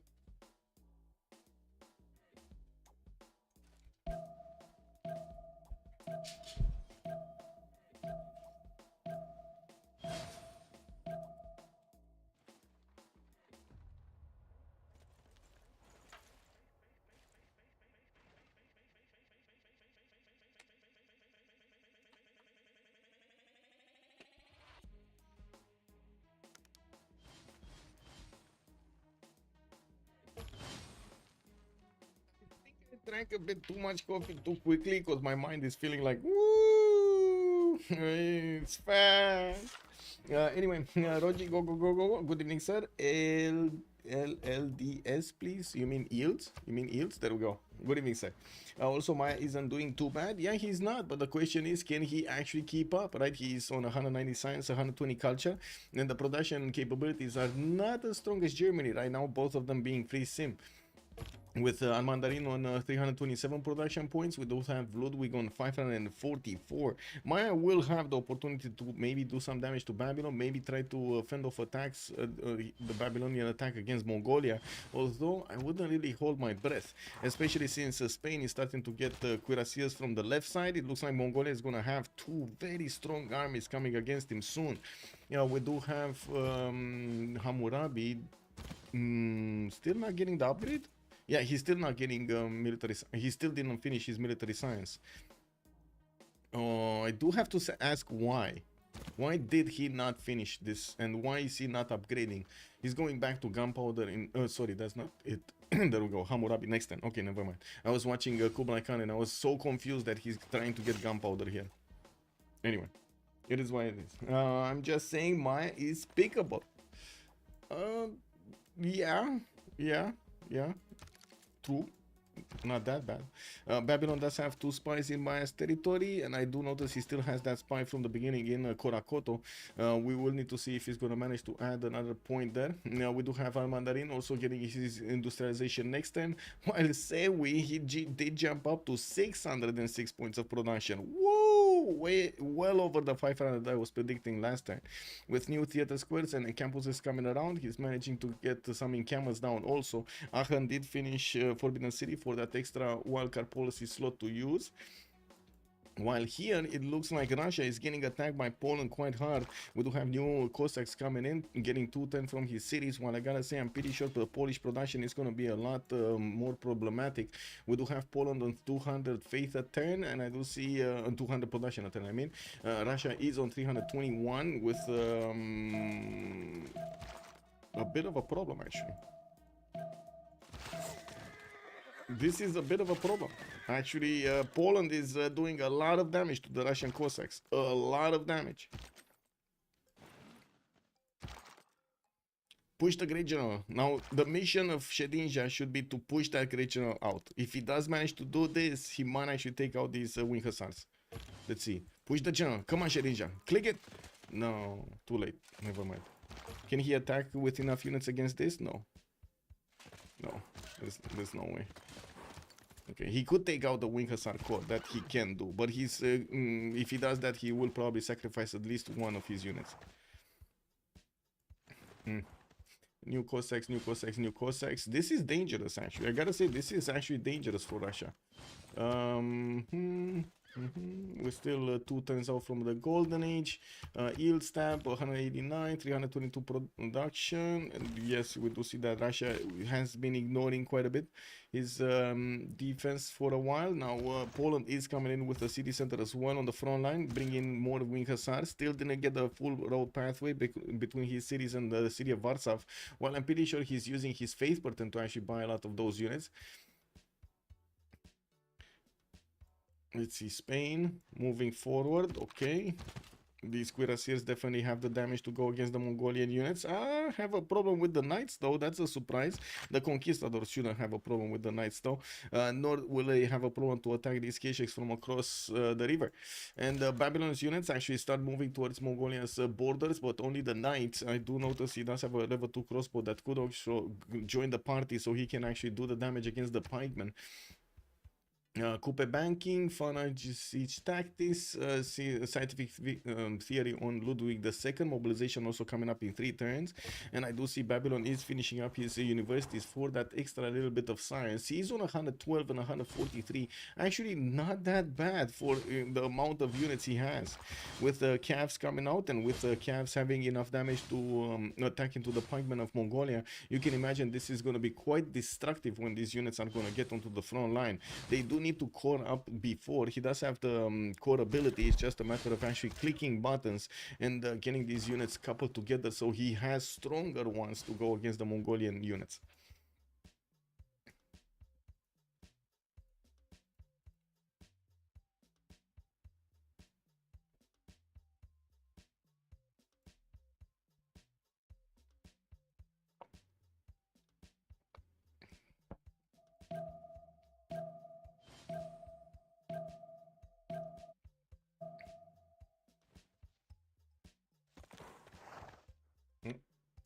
Chat. Here we go. Okay, Kupe, we didn't really speak about Kupe here. He went off the radar. 214 science, 165 culture, 421 points of production, but it does seem like it's taking a good old time to get his science and his culture up. Has a few TOAs deployed to the north towards Russia, doesn't actually have an army to go against Russia, and I do see the moment Poland is actually getting his units back. Interesting choice. Looks like we do have... No, we still don't have a general from Russia. Still no general from Russia. And Isodor and Imhotep got picked up by Germany in the same turn. We did have Babylon managing to get the last general here, Jeanne d'Arc, and I do notice, yeah, nobody else. Amina did get picked up by Mongolia earlier. Now the next one is going to be a modern one, industrial modern one, Rani Lakshmi Bai, and it cost them 535 points. It's extremely expensive. Let's see, another engineer got picked up. Maya did get Leonardo da Vinci. That would have been amazing on Germany, but I guess Germany does want to get a few wonders of his own, and yeah, you know, Maya will have Leonardo, but it won't have Mausoleum at Halicarnassus to get the double points of culture for each workshop. And still needs to catch up so much to say with culture and science. Like, we're going to be talking here Germany having fascism very early on, and I do see he does have Imhotep with Bishenk and Isodor just ready to do some mischief here. Apadana in the capital was this is Angkor Wat, might actually get that one finished, and he has another one here, that Taj Mahal. Okay, anyway, goodbye +6 culture. Yeah, I mean, you do what you have to do, you know. Okay, Babylon's army is going to start to move. I do see the Spanish units are moving closer to the armies of Mongolia here, about to cross the river. The conquistadors will keep chipping away at the units of Mongolia slowly but surely until he's going to get to the city centers. We do have also Spain needing to get a few more reinforcements if he actually wants to guarantee the attack. The success of this attack will probably need another 7 more cuirassiers, 7 to 10 more cuirassiers if he wants to keep up the pressure against his opponent and succeed, basically. Ooh, 2 turning Great Bath in Ulaanbaatar, because why not? That's I mean, that's a pretty good amount of production in that city center. 2 tons gunpowder for Kublai Khan. Still doesn't have a unit to upgrade when he gets to gunpowder. And I do have to point out we're just about to enter the next era. Fana did not get his golden age. We did have Ludwig managing to get his golden age, and also Peter. So both we will have a team of 2 players that do have a golden age, and nobody on the other team actually having a golden age. That's quite sad. That is quite sad.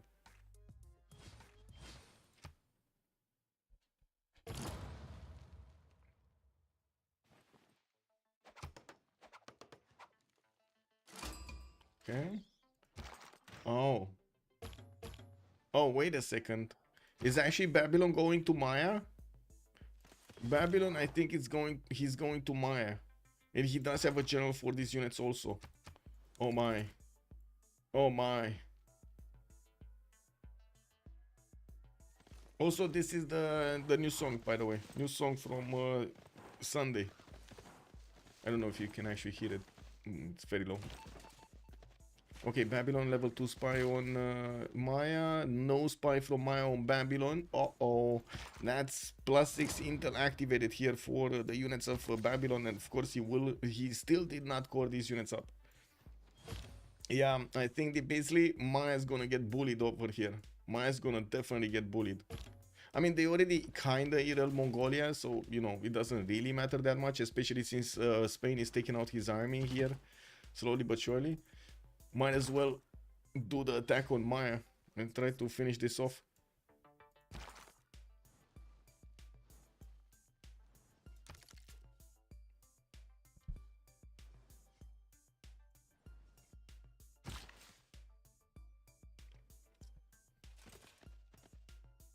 I would have a pause here.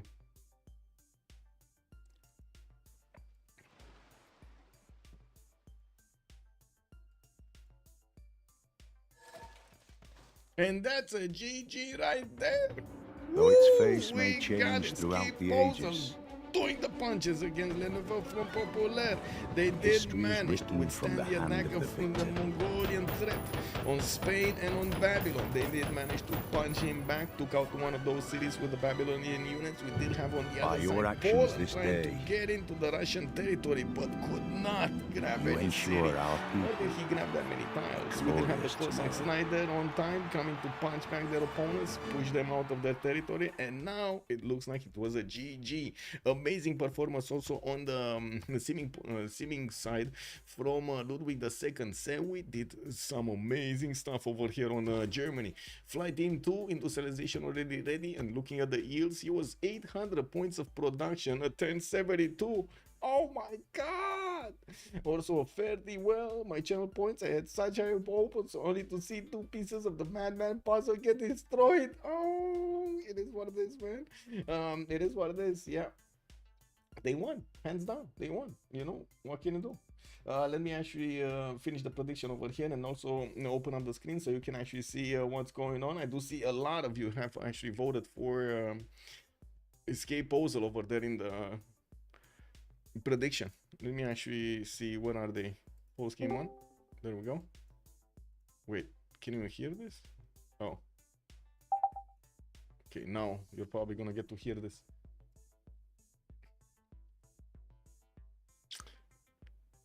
I'm gonna give a few minutes and we're gonna listen to this song. I think you will like it. Oh, never mind, too late. Bonsoir, monsieur. That was quite an attack going over there from Mongolia. Couldn't really get anywhere though. Yeah, I did like the worst game I've done in a couple days, like losing my B2, and afterwards I was just like tilt moving for all the game long. Yeah. That lack of visibility though hurt you so much. You didn't know until those units were right on you. Like the fact he kills my B2 and it just fucks the timing where I need to get the spy agent. Yeah. Like I was just full tilted and went full am tilt move afterwards. Yeah, I can imagine. I'm not sure that's the only thing that loses the game, but I quite solo lost the game on that. I mean, to be honest, the German sim over there was just incredible. Yeah, we don't see his production, but 800. Yes, he has quite a stable Yeah, naval trade 800 with on 8 the cities. Spain, and he has like Chichen Itza and a lot of uncontested wonders, so Yep. that's huge. Anyway, guys, how many? thanks for the game, and 800? 800. have a good yeah. night. Have a good night, man. GG, well played. GG's. GG.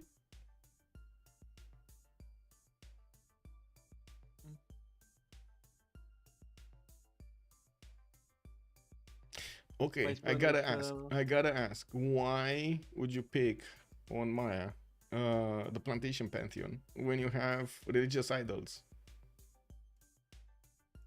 Where is it? Oh. He's not here. He's I not don't here, know. so he had like 10 tiles of religious idols and 4 tiles of plantations, and I was like, I can't believe my eyes. Was this like, did you discuss this? Was this a counter to No, somebody? no, or- he did it by himself. Okay, okay. Maybe he's not a fan of religious idols. Okay, I can understand that totally.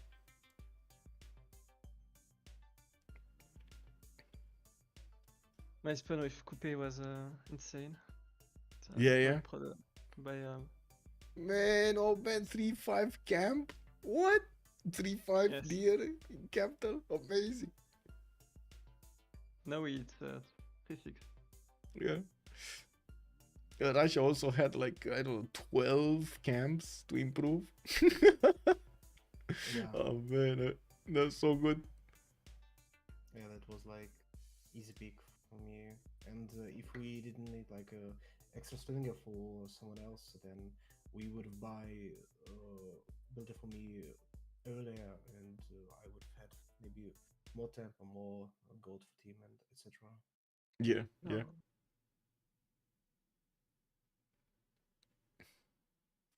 Well, GG, well played, boys. See you in the next Yeah. ones, and thank you so much for allowing me to stream. GG. GG, GG. thank you for casting. Thank you. Bye.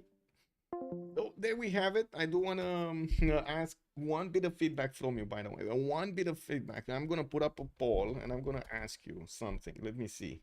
Do you like what you hear? Yay or nay? Let me actually see.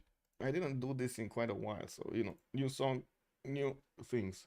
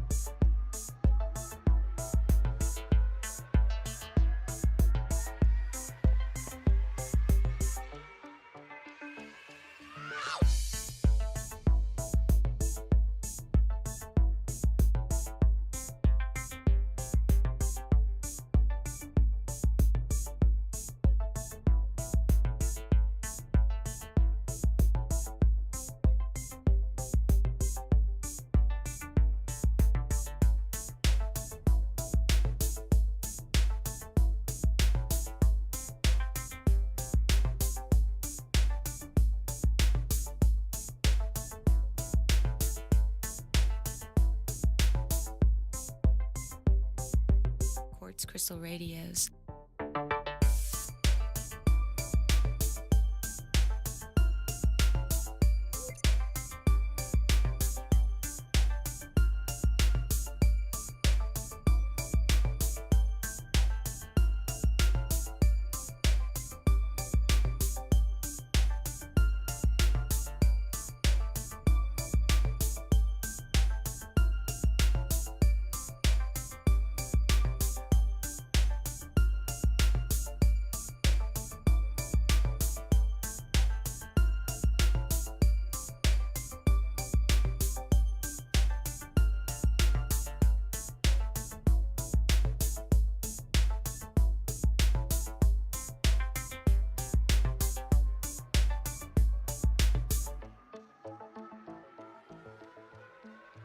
Quartz Crystal Radios.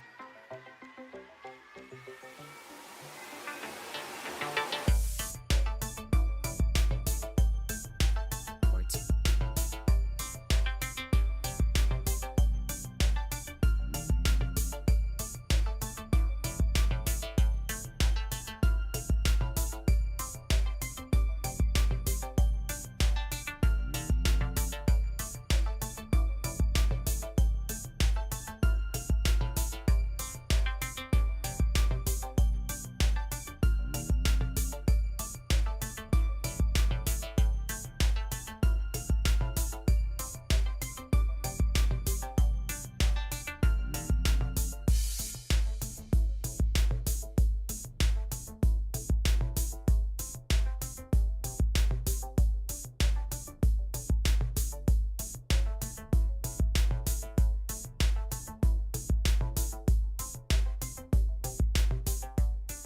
Well, thank you so much for everything tonight. Much appreciated for the likes, for the follows, for everything, for the gifts. Thank you so much, sirs, and let's see each other next time. I'm gonna try to get a game tomorrow, and we're definitely gonna need to see about the weekend. Have a great evening, everybody. Much appreciated for your support over here on the stream. Don't forget to like and subscribe on YouTube, and see you next time. Bye bye.